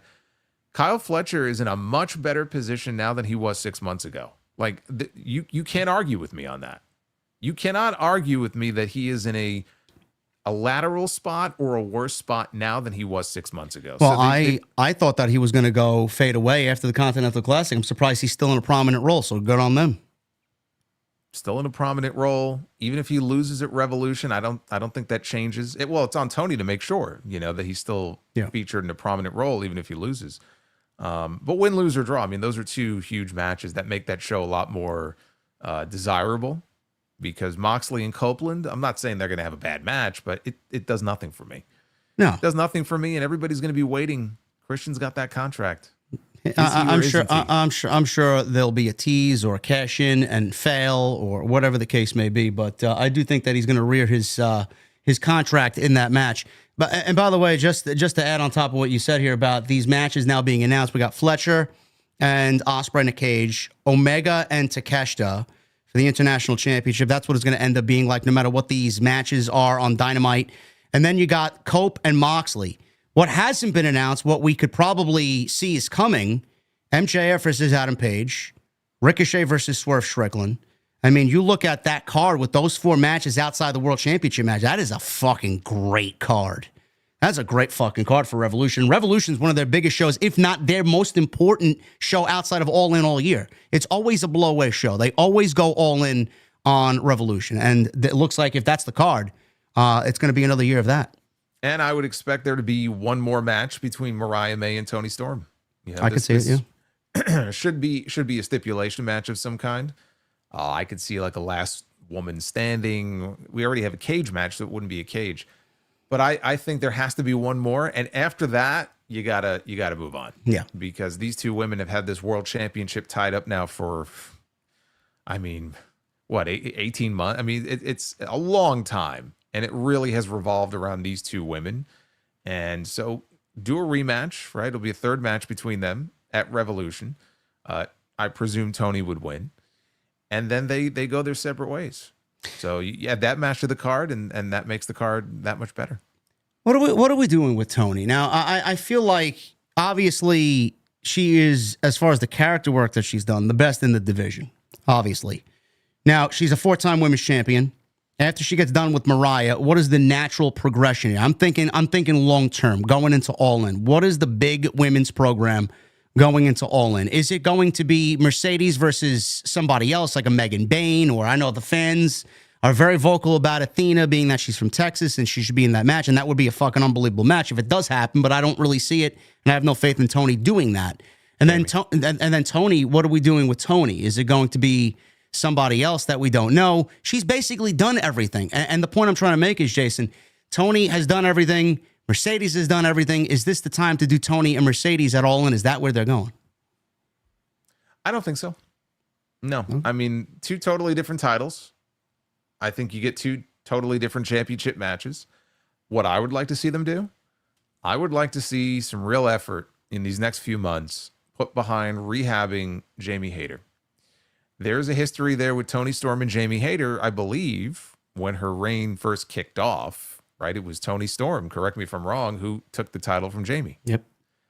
And Jamie has not gotten that title back. She has not had a shot for that championship. She's had nothing outside of a little, I can even call it a program with, was it Penelope Ford? Yep. Yeah. So, or Julia Hart. Oh, yeah, it was Julia. I'm sorry. Yeah. Julia. So outside of that, it's been pretty quiet, and she came back in August. So now is the time to really start, building her up, giving her some little side programs, let her rack up some wins, and let's run that back because it's been a long time and there's history there. Tony and Jamie in Texas. Mercedes, I think you saved someone else. And I'm not even sure Mercedes, frankly, needs to go into that show as TBS champion. She might. But I think, what is it, Double or Nothing is going to be a year since she won it? Yeah. I mean, I think if not before that, that would be a fine place for her to drop it to somebody, but they might want to hold off until Texas. But I just don't think she's going to go right into a women's world title match. I still think there's a pretty good chance she'll have that TBS title come July. Well, who's left? I mean, everybody wanted to see, and I'm glad that it didn't happen. Everybody wanted to see Harley win at Grand Slam. Wasn't the right place, even though it's Australia, not the right time. She's won 1 match. She's not ready for that. I like the chase, build her up, give her some more TV time, some more reps, more wins, and then maybe build to something, maybe a Double or Nothing, and have the 1-year reign of Mercedes. But I don't really see AEW and Tony Khan taking the belt off Mercedes. I do think that they want Mercedes as the longest reigning TBS champion in company history to break Jade Cargill's record. It's like 500 days or so. No, well, I think it's longer than that. I think it's 600? Like 600. Yeah, I mean, let me look it up. You can't wait that long. I think it's 600. I know you can't wait. You can't wait that long. No, I agree. No. So I hear people saying the same thing, and I don't think that's their intent, and it better not be, because Jade had a long run. Yeah, and this does not need to be that long. I'm almost positive it's 600, not 500. 508 days. 580 or 508? 508. I thought it was 600. Yeah. Well, even still. It's still too long. Yeah. It's still too long. We don't need to go to 500. No, I mean, a conscious effort into Harley if they want to really create a star, because I feel like Mercedes could leave a lasting impact on that division if she does that, like she did for Bayley and Bianca. I feel like that could be a great moment for her and her career. I just don't know if they're going to do that. Or the other one, which is, a shoo-in, and AEW should be going all in on her regardless if it's Mercedes or not, is Megan Bain. I think Megan Bain and Mercedes would be a great match on a big stage like that, and that woman needs to be pushed as a monster in that division because she's fucking great. What do you think about the idea of them running back one more time, and this time she wins, Mercedes and Statlander? I could see that too. I hope for a story, because the last match just came about because the first match was so great and they wanted to run it back because it was a great match. I just want something substantial there. I don't want them to throw it out there on TV with no story. Yeah, but that would be the story. They would just have to tell it the right way. Now she's been beaten twice, and this is it. Like, she feels like this is her last shot. She has to redeem herself. Former TBS champion. She knows she can beat her. Honestly, it's very similar to Jey Uso and Gunther. It is, right? Yeah. Jey Uso lost to him 3 times, but he comes out and says, I know I can do it. I know I can beat this man. I know I could take that title from him, and now we have a WrestleMania match. So it would be a similar story. I would not count her out. I think you could absolutely have her be the one to beat Mercedes and win that title. And then from there, you have Statlander and, I mean, I guess they're going into it now, but I was going to say Statlander and Megan Bayne or whoever else. But I see it as two different matches. I don't think they do Mercedes and Tony. I really feel like Tony and Jamie is something that they could absolutely build to. And that's the match that I would do. Hopefully you are correct. I think that Jamie Hayter story needs to be told. I think she needs, yeah. She hasn't been the same since she came back. No. I mean, I know she changed her look. She looks different. I want to see the old Jamie back, right? Whether that she goes back to the way that she looked, it's not even so much about how she looked, but like, it's like two different people. There was just something there that isn't there now, and I want to see them tell that story where she just kind of gradually finds that old Jamie Hayter and that old spark that we saw when she was champion the first time, and tell that story going into her match with Tony, where she tries to win the belt back. The other thing that I'm really excited about that happened on Wednesday was MJF and Adam Page finally kicked off. It looks like we are now putting Jeff Jarrett behind us. Thank God. I thought the match with Dustin. Well, for now. Yeah, for now. You don't think he's not going to be in the Owen? Please don't. I was thinking about that. I'm trying to remain positive about this show. I am. Well, I'm saying though, like, we probably will get the match long before then. But the idea of Jarrett entering the Owen and going all the way to the finals, and that's where he wrestles MJF. The only thing with that is that MJF would win, and then he would get a world title match in Texas. And that's not the way I want to see it go, because I think you do that with Hangman and not MJF. But like, or maybe it's not even in the finals, but I could see the MJF Jarrett thing playing out in the Owen as far as when they finally meet. But would they hold off that long? Because we're going to get the match. Like, I hope you don't think that they've abandoned that story. Like, they're going to do the match. They're just not doing it right now. But they're absolutely going to give us MJF and Jeff Jarrett at some point. Listen. I don't know who's listening to this. If MJF is listening, move on, bro. Move on. He I don't know what he wants to do. It don't matter though. It ain't his company. Like, they're gonna do that match at some point. I'm telling you. Move on. I'm thinking now. You mentioned the Owen. I'm like, what the fuck is this guy talking about? That's right. All in July 12th. I'm thinking fucking August. We're gonna get the Owen earlier this year. It's like, holy shit. Are we really gonna be doing this? Listen, regardless. I said this last week. You said you liked it a lot. They're moving on from. They have to move on from Darby. He's climbing Mount Everest. I don't even know when he's coming back. If he's coming back. That was the original vision. We all saw that, the way some of the things played out on television. Darby beating Mox for the World Championship. Whether it was going to be at Revolution or All In, Revolution seemed to be a good place to do it and then move on. But now we got MJF and Page. This is something that the company needs. This is something that both men need. This is something that the fans, you want to restore the feeling. These two are going to restore the feeling. This is going to be similar to what we got with Swerve and Page. And both guys are going to bring it. We saw a great side of MJF on Wednesday. Page has been great. He's one of the best character stories in all of AEW history across 5 years. I'm thinking we move on from Darby, Jason. I think we go Page. I think we have Page beat MJF. MJF gets back into the hunt later this year. Page needs to be the one to take down Jon Moxley. This needs to be a thing. I don't know who else there is. Darby's not going to be in the picture. Jarrett, forget about it. Who else is there? Page is the only one. You know what, though? But I think MJF beats him first. Because if we're thinking Texas, I hate the idea that Moxley holds it until then. I know. But if we're thinking it just fits so well. The Cowboy comes to Texas and you have him challenging for the championship in the main event. There's still so much time between now and then. I almost feel like you give, kind of like with MJF and Ospreay, where MJF won the first and then they ran it back at Wembley and Ospreay won the second. Same thing with MJF and Punk. Right? They had their first match on TV, and they had the dog collar match. So MJF wins at Revolution. Like, I don't want to see this blown off in one fucking match. No. Come on, man. You got to play this out over at least a couple, if not like 2-3 months. Yeah.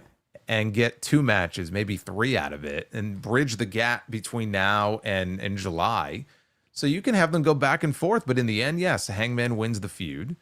And whether he has to win the Owen to do it or he just becomes number one contender, but you build to Texas. And I agree. I think that's the guy. That's the place to do it.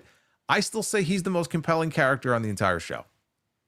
In the entire company, on this show, Hangman Page is the best character that they have. With his backstory, with his history, and all the shit that he's been through, the stuff with Swerve, he's the guy.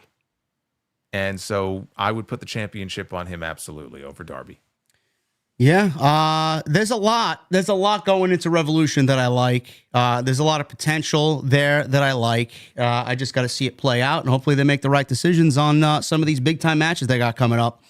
But as far as that, MJF and Adam Page is the biggest thing for me, biggest takeaway that I'm most excited for. Both of those guys are too good to be where they are right now, and putting them together is the right move, not only for them, but the company. The other match, I'm sorry, and two originals. We're not talking about Copeland. We're not talking about Moxley. We're not talking about Christian. We're talking about two guys that have been there since day one.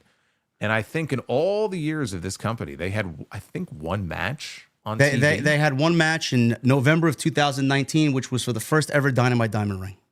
And that's it. Yep. So they've never had a pay-per-view match. They've never had a proper program or a run together, which is kind of amazing when you think about it. So yeah, I'm excited for this. This is absolutely the right way to go. And I think that you could trade some wins back and forth maybe, but this program right here, I mean, it's very important. I think that they don't bungle this. I think this is going to be one of the most important ones that they do on TV this year. They've got some real momentum over these last few weeks. Even Collision, like some of the Dynamites and Collisions have been at least good, if not very good lately. Grand Slam was very good. They need to carry that momentum now into not just the remainder of this month, but into Revolution and beyond. And that match right there, that program is one way to do that. They're going to have a face-off tomorrow night. Yep.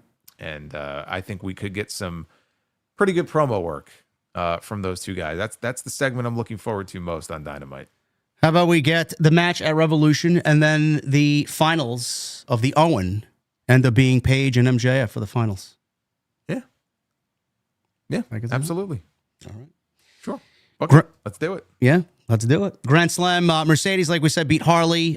Good match. And then Harley, hopefully they keep her on television, keep her momentum going. A lot of people like what she's doing and the work that she's done. So hopefully we see a little bit more of her and her growth. And then Okada defeated Buddy Matthews.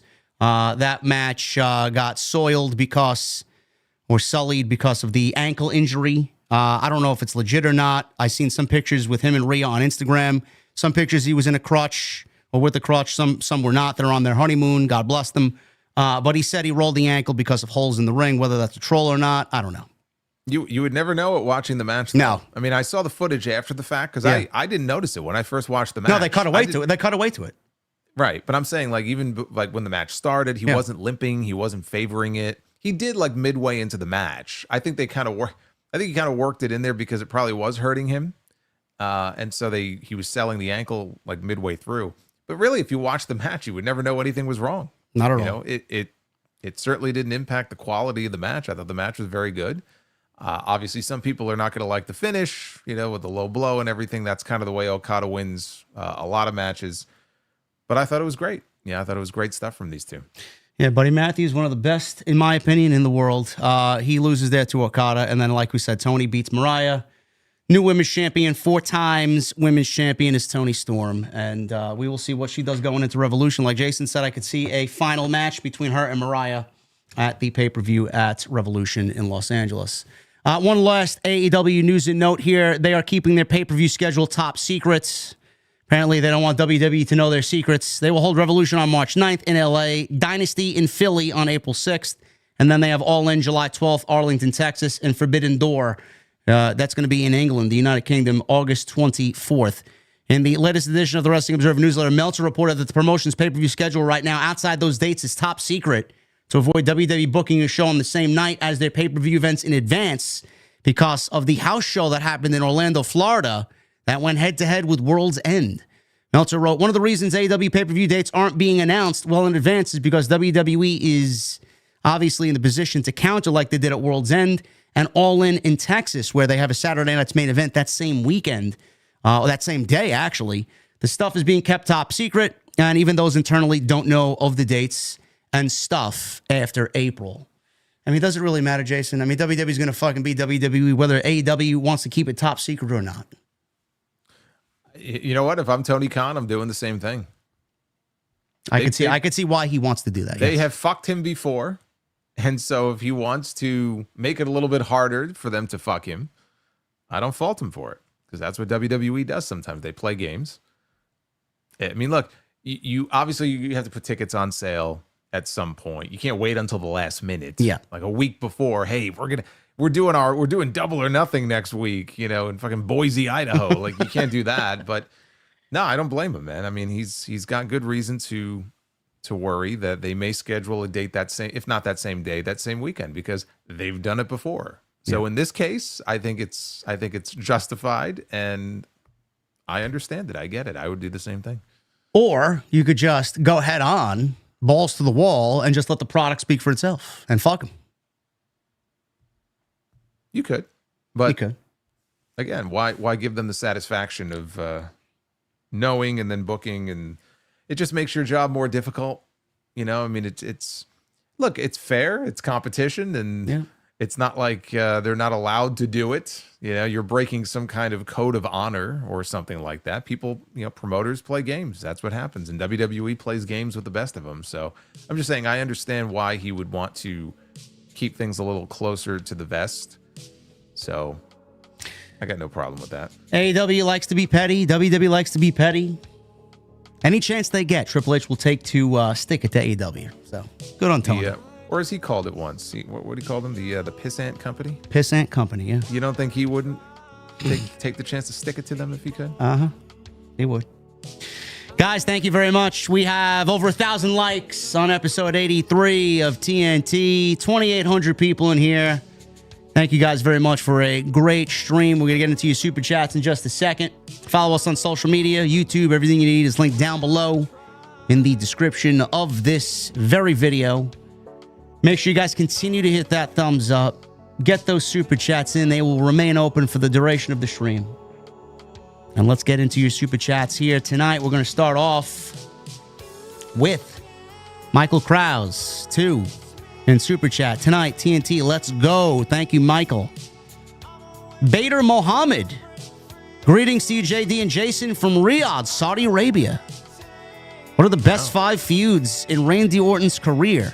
Do you see him being a world champion ever again? He's been booked badly since his return. Best 5 feuds. Christian, I mean, the Christian feud is way up there. Yes. Way up there. I don't know. Would you consider Mick Foley to be? I was going to mention. For as short as it was, yeah, I would put that in there. Okay, then that's absolutely on there. Who else? I don't know. What's sticking out? John Cena? Well, I mean, he had a long feud with The Undertaker. They had a whole series of matches. I wasn't a huge fan of it, so it wouldn't be at the top of my list. Cena, I mean, look, just the fact that they've had so many matches together doesn't make it a great feud to me. So I don't look at Cena Orton as some great legendary, feud the way some people do. I'm sorry, I don't. I don't know. It's a tough question. I don't know how I would flesh out the rest of that list. I don't know. I loved what was going on with the Wyatt family. That could have been so great. Got fucked over. I loved Rated RKO. I loved his team with Edge. I don't know. That's a good question. Do I see him as a world champion again? Yes, I do.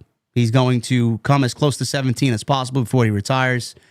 And I don't think he's been booked badly. I don't know why he's out, if there's a family thing or if they're just really selling his pile driver, but he'll be back. I loved him on TV since we've had him back. I don't know about you. Yeah. You don't carry the way? Not really. Okay. Ali, LaFour. JD, growing up, did you like to play PlayStation 2? I did. I was more of a PlayStation guy than an Xbox guy. Never had an Xbox. Me neither. And PlayStation, but no Xbox. Or what was the other one? There was another one. PlayStation, Xbox, and Nintendo. 64? Yeah. Or no, the newer one. Switch? Not that new. Wii U? No, before that. There was GameCube? Maybe. Super Nintendo? No. A DS? Was it DS? Oh, that's a handheld, I think. All right, I thought there was there was like a Nintendo console around that same time period. I didn't have the 64 either. So I missed out on that. What about the Sega Dreamcast? Didn't have it. No. Nope, didn't have it. Didn't have the Dreamcast or the 32X. Huh. Yeah, no Xbox here, Ali. Only PlayStation, only Sony in this household. Billy, $10 Super Chat. I turned 48 today, and the OTS family rules. I will be at Dynamite in Phoenix tomorrow. Hopefully, it's a good show. I hope so. They've had 4 very good shows in a row. Hopefully, they can continue it. Happy birthday, brother. Happy birthday, brother. Yep, 48 years old, man. I just turned 43 on the 6th. I don't feel it, though. Hopefully, that stays that way. Jay Miller with a 5. Ilya returns and becomes Jay's advisor like Gable and Sami during last year's Mania build that leads to Gunther versus Ilya as Gunther's post-Mania plans. I like the idea of Gunther and Ilya as far as post-Mania, but he's not coming back to be an advisor to Jay. Jay doesn't need an advisor. Ilya's not at that level, though, where they would, I think, put him in that position. No, I think Ilya would come back for Braun Breaker, no? Didn't they have something before? Or no? They did, but did they do an angle, though, where he took him out? I think so. I think so. I don't remember. I don't remember how he went out in his last appearance, or if it was just he got hurt and then we never saw him again. I don't know. I can't wait for him to come back. I miss him. He'll be back hopefully soon. Havili with a $2 Super Chat and a $1 Super Chat. He says, what would it take for Triple H to get Owens in the WWE Hall of Fame? Well, Owens just signed a 5-year contract. He's not ready to retire yet, brother.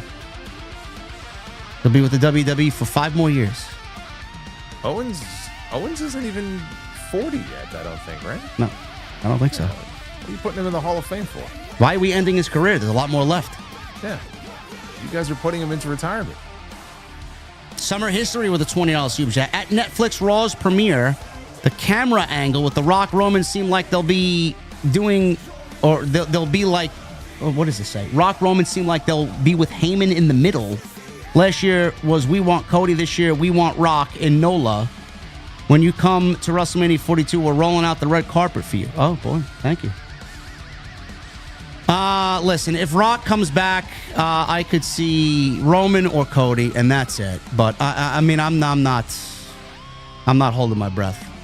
And we have to see if NOLA is announced. I will make every effort to be there. Thank you. I like that camera angle though with Heyman. I thought there was something there, but then they did nothing. Mm-hmm. Zero Kaiba.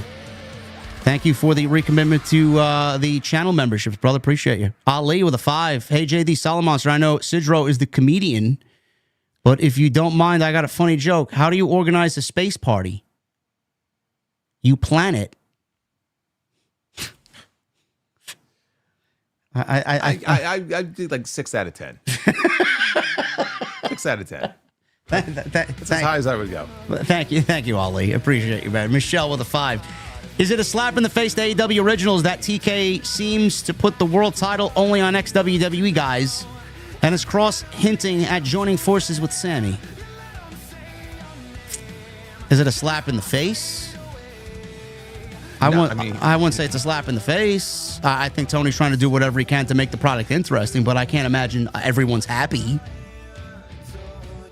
I don't know. Yeah, I mean, he's going with the guys that he feels, rightly or wrongly, that he feels are going to be, you know, either the best draw in that situation, or maybe like with Moxley when this idea was first conceived, I could see it where it's like, okay, in the end, a Darby or one of our originals will get the rub by being the one to beat Moxley, and so maybe that's the mindset.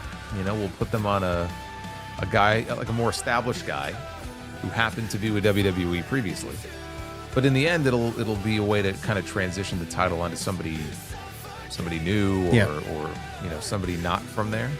which is not a bad idea, but you gotta come up with the right stories, and this Death Rider story is not doing it.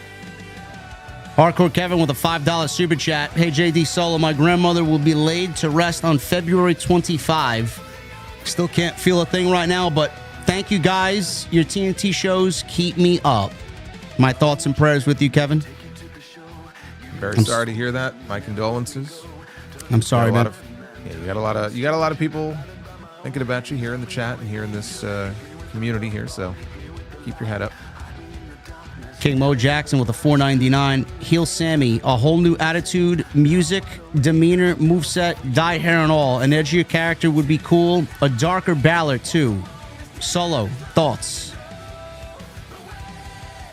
Heel Sammy? I can't see it.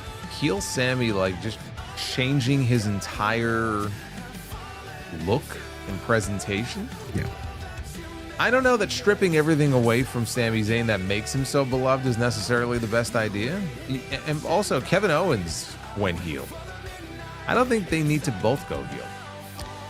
What did we say a few weeks ago? That eventually is going to be picked up by everybody? Sammy's going to win the Rumble in Saudi and win the world title at WrestleMania next year. It's going to happen. And I think he wins the world title. It's got to be from one of two people. Yep. It's either Owens or McIntyre. Yep. That's the way it's got to be. As far as Dark Valor, we've been there before. You don't want to know my thoughts on the Demon. I think the Demon is dead. I think the Demon died years. I know they brought the Demon back since then, but I always go back to what happened against Roman. I've never looked at that character the same. It's just not been the same. Can we bring at least his music back? I don't know. Apparently these days it's hit or miss whether or not they bring old music back. They may not be allowed to. He brought the Demon back though. Didn't he bring the Demon back for the Cell match with Edge? I want to say yes. Yeah. At WrestleMania. Yeah. Okay, that might have been the one and only time he did. But I still go back to that 2021 match. I think it was with Roman when he fell off the top. When he fell off the top rope. I said, "That's it. Demon's done." Nobody knows. Nobody knows why he fell. What happened? We never found out. That's right. He literally slipped and fell flat on his face. And then he was convulsing in front of the commentary table. And he lost. To the heartbeat of his theme music. That's it. That was it. That was the end. I got to go back and watch our reviews about that. I mean, it's like, I don't remember what I said there, but I'm sure I had some fun with that one. King Mo, thank you, brother. Shane26 with a $14.99. Hey, JD, Jason, Australia's favorite sport, the NRL, will be hosting 2 rugby league games on Sunday, March 2nd at Allegiant Stadium. I highly recommend you guys checking it out. I don't think I've ever watched a single game of rugby. I knew some people on the rugby team that were in some of my classes in college, and they used to come to class sometimes. They would bruises, black and blues. I'm like, man, that's rough stuff there with the rugby players. You take a beating. King Mo with a $4.99. Nothing about Judgment Day says Judgment Day. They should just disband. Name doesn't fit. I can see Dom eventually get a mid-card push at some point. Yeah. I mean, I don't care for them anymore, especially with fucking Carlito and JD McDonough out, Raquel Rodriguez. I don't care about them anymore. Now they changed their music. Forget about it. It's over. The Beast more toast with a $1.99. Starks got toasted. He did. Oh, always good to hear from the Beast. Yeah. I heard Ethan Page got toasted. I gotta go back and watch this promo. The King Ellie show, the $1.99. Oba versus Moose is going to cook. Is that announced? Are we getting that for Stand and Deliver? I mean, I saw that they went face to face tonight, so we're definitely getting a match. I don't know when. Wow, they got to outsource a main event talent for Obafemi. Says a lot about their current roster. Vinny, $1.99. Lost all interest when I heard Ricky Saints. Oh, come on, man. You'll get used to it. Sounds a little ridiculous when it rolls off the tongue, but we'll get used to it, I promise you. When the Saints, when the Saints go oh my marching God, in. man. That'll be his new theme song. Does he? Yeah, that's a good question. What is his theme like? Did he even come out with a theme music? It's going to be a Def Rebel special, so I don't know. I don't know what he's. You know how Def Rebel kind of kept Jade's theme almost intact, kind of. Did they do the same thing with Ricky? Base Beerus with a $2 super chat. Gunther retains, and then we get Punk versus Gunther. Nah, I think Punk's going after the WWE title. He's going to, I don't know. I don't know. He wants a world championship. He wants the main event WrestleMania. I guess if he gets the main event, who gives a shit what title it is, right? I don't know. He Who Rules with a 2. Heyman's favorite is to manage Punk at Mania. It's kind of lame, no? Yeah, it's pretty lame, if that's all it is. Alex with a 5. Brother JD and Solo, did the broke Baron Corbin gimmick have the potential to be a main eventer if utilized correctly? Easily one of the best parts of SmackDown. No. Main eventer, no. But, entertaining, yes. But not main event. Chat says Ricky Saints had no theme. It was just the NXT theme. Okay. I guess they're still working on that. Cornell Bryant with a $50 super chat. Thank you, Cornell. This is why you are a genius, JD. A Drew KO Sammy Orton tag would be epic and better than any crap they have planned for McIntyre. To say a tag team match with those three for Drew will be underwhelming. Remember, Triple H loves his tag matches for Mania. Listen, I think it's an idea, and it's not going to happen. I'm just trying to figure out how we get Drew in something a little bit more important because he's not getting Roman. That was my only thought process behind that. Not going to happen, though. I appreciate you and the 50, Cornell. Thank you. Sidro, $10 super chat. What happens when a microphone crashes into a telescope?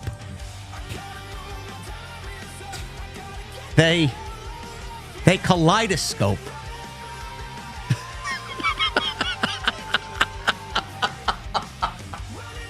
Oh, man. And he says, started a company where you borrow hunting dogs for the afternoon and return them after. I'm calling it We Lease the Hounds. You're fucking crazy, man. Thank you for the 10, brother. Base Beerus with a 2 times 2. Any chance you guys will do a live PLE watch along? I don't think so. No. I think we've each tried watch-alongs before. And the at least on my end, the consensus was do the review. Yeah. I just feel, personally, nothing against those types of creators. I just feel empty doing them. I'd much rather do what we do now. So, Base Beerus also with a 2. Seth and Becky versus Punk and AJ.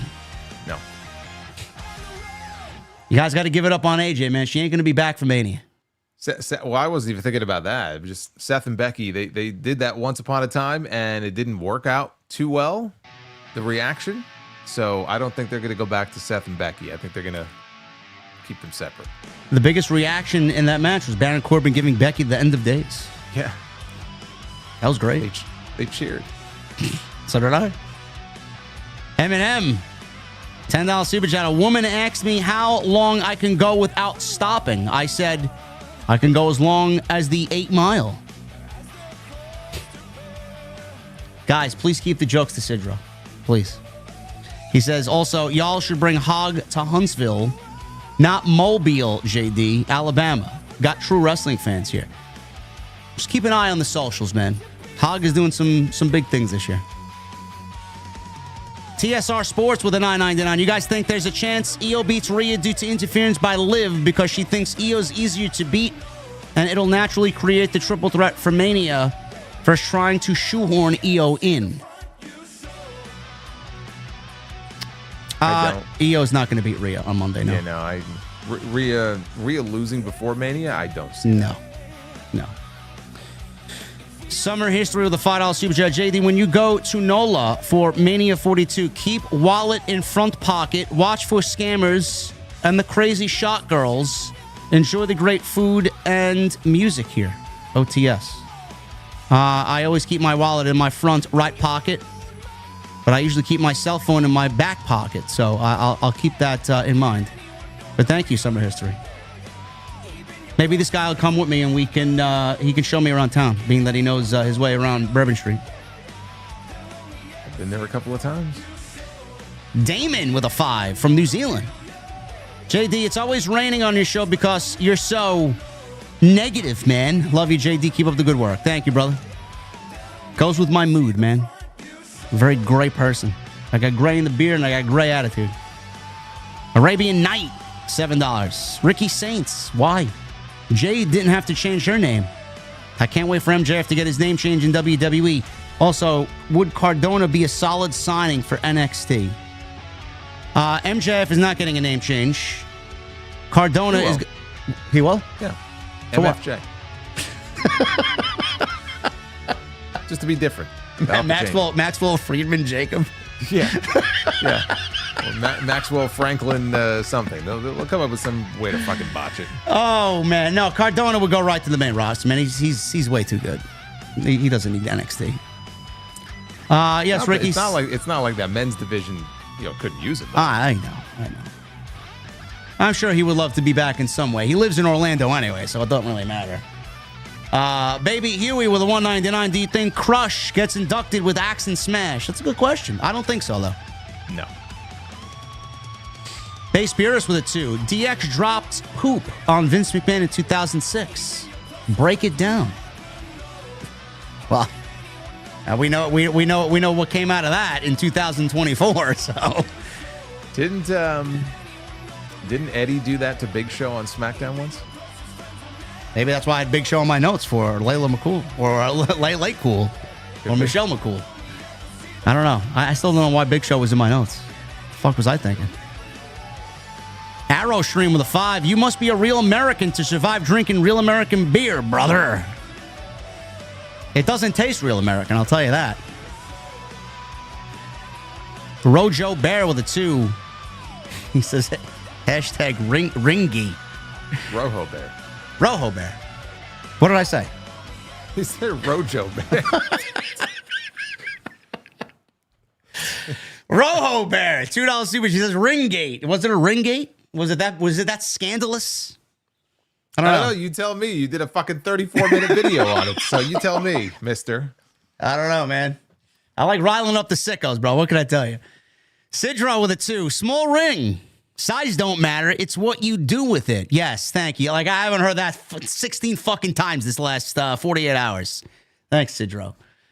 Major with a 199. NXT beats Dynamite in the ratings on a weekly basis. They do. I don't see what that means in the topic of discussion here. I really don't understand. Hollywood Guy with a $5 super chat. If you guys had the pen, how would you improve the women's IC and United States championships? Would you burn them or do tournaments? Well, Triple H loves his tournaments, and they were just introduced, so I don't know if burning them would be a right move. But TK Banks says WWE Vault will release the Big Show Michelle McCool tournament. Listen, man, I looked it up just to make sure I wasn't crazy, and I asked Grok on X, did Michelle McCool and Big Show ever cross paths or have a match with each other or tag with each other? And Grok said no, they never had anything to do with each other. So I don't know, man. Yeah. I don't know. How would you improve the women's mid-card title, Jason? What would you do? What I would do is I would just try to come up with an interesting story built around two women fighting over the championship. It sounds so basic and so simple. Right now, it's just surface level stuff, right? We have Ivy Nile confronting Lyra in the back. I'm going to beat you for your title. Okay, like there's nothing interesting about that. Like where are the interesting stories? And also, it would help to not have your champion be put in a situation where they go out there, as both of them did last week, and lose in qualifying matches. So maybe treat your champions with a little more respect. You know, I got some pushback on that when I said that should have been the case, and people came up with excuses why they should have been there. Don't book the match. You had nobody else on the roster to lose in that situation? Yeah. You beat both of them. You pinned both of them in the same week. Yeah. There's no excuse for that. I don't know. Hollywood Guy, thank you, brother. Hidden Network Hi, JD and Solo. Hope all is well. I was glad that the golden egg didn't turn out to be the gobbledygooker. Looking forward to what happens at the Chamber and the road to WrestleMania. OTS for life. Thank you, Hidden Network. Yes, the golden egg. The fabled golden egg. What an embarrassment. What did it end up being? What was in it? Did we open it? I don't remember. No, I don't think it was open. It was just a promotion for Rock's new movie. That's right. Yeah. On Netflix. Arabian Night with a 279. Stephanie V kept her name, and that's her legal name. Listen, I don't know what to tell you, man. I don't. Ricky Saints is the way right now. Base Beerus with a 2. Is this a reign of terror with Mox like Triple H and Roman? I would say so, yeah. I would say so. I don't know what Jason thinks. Reign of terror? I mean, in its own way, but I mean, those runs were longer than this one.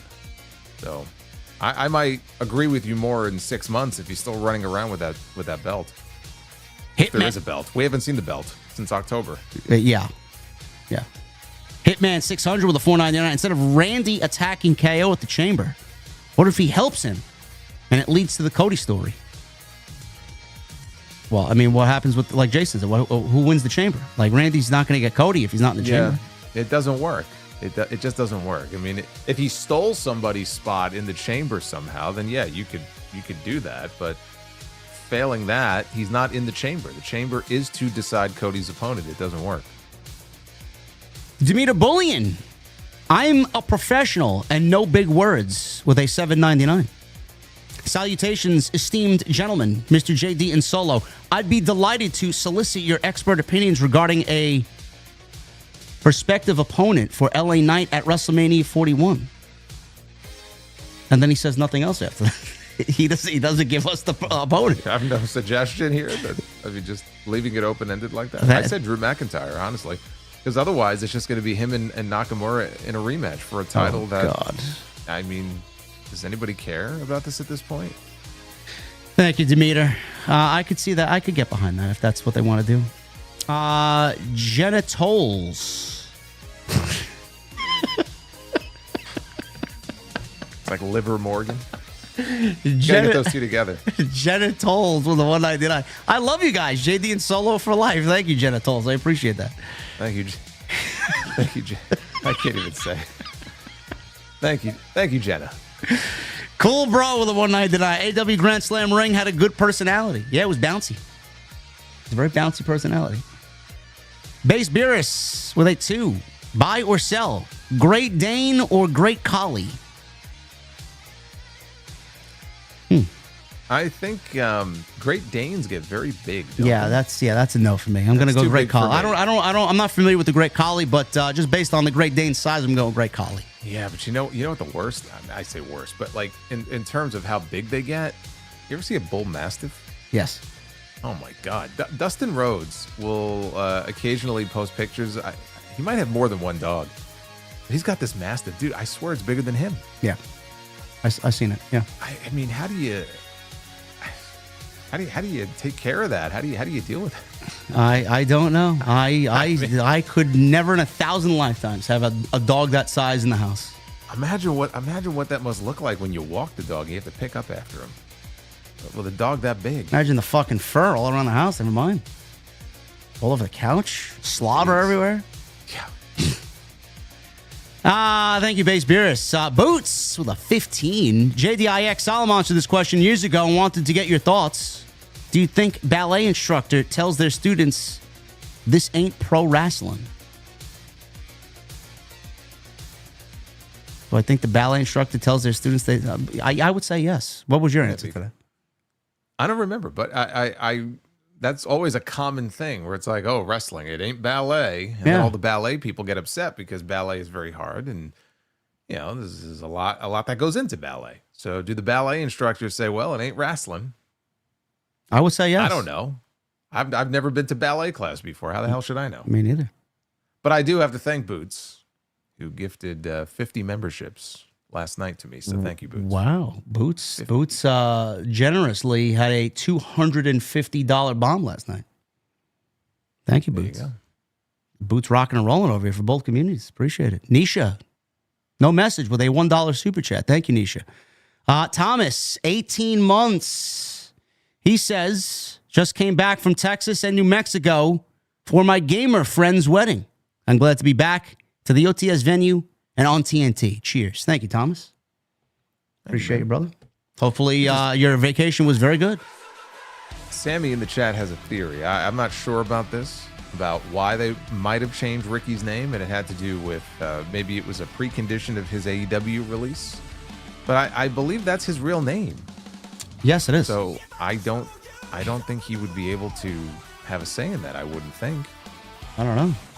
But that is his name. That's not just like his work name. That's his name. Listen, is this? I was thinking about this while the show was live here. Is this a Shawn Michaels decision, and maybe Triple H can change it when he makes it to the main roster? No. No. Why would Shawn Michaels make that decision? I don't know. No. These decisions are uniform. I mean, like whatever name he uses here is the name he's going to use on the main roster. You got to have uniformity here, and I think now more than ever, certainly now more than when Vince was in charge, I think there's a lot more cohesiveness between NXT and what happens there and then the main roster. So to have him have one name there and then Triple H will give him his name back, like that doesn't make any sense to me. I don't know. Jeff with a $10 super chat. Hey, fellas, you guys have the pen to book this year's WrestleMania matchups that haven't been announced. How do you make this a bigger banger show than last year? And what surprises do you expect? Well, Jeff, I don't know when you joined us, brother. We had a whole discussion on several different cards earlier in the stream. It's like the first third of the show. What surprises? I don't know if we get any true surprises. The only one that we kind of came up with, maybe, is Aleister Black coming back. Kind of fitting in that Cody Rhodes role from WrestleMania 38 when he wrestled Seth Rollins. Maybe against Balor. We don't know, though. Miro, maybe? I don't know. I don't know what Miro's going to be doing this upcoming spring, but I'd like to see him back. Eminem with a 5. HBK told Ricky about the last name change. I guess you are now All Saints. Just never, ever change. LOL. Is that what he said? I got to go back and watch. I don't know. Well, let me read this. Because apparently Ricky talked to Busted Open after NXT went off the air. Ah.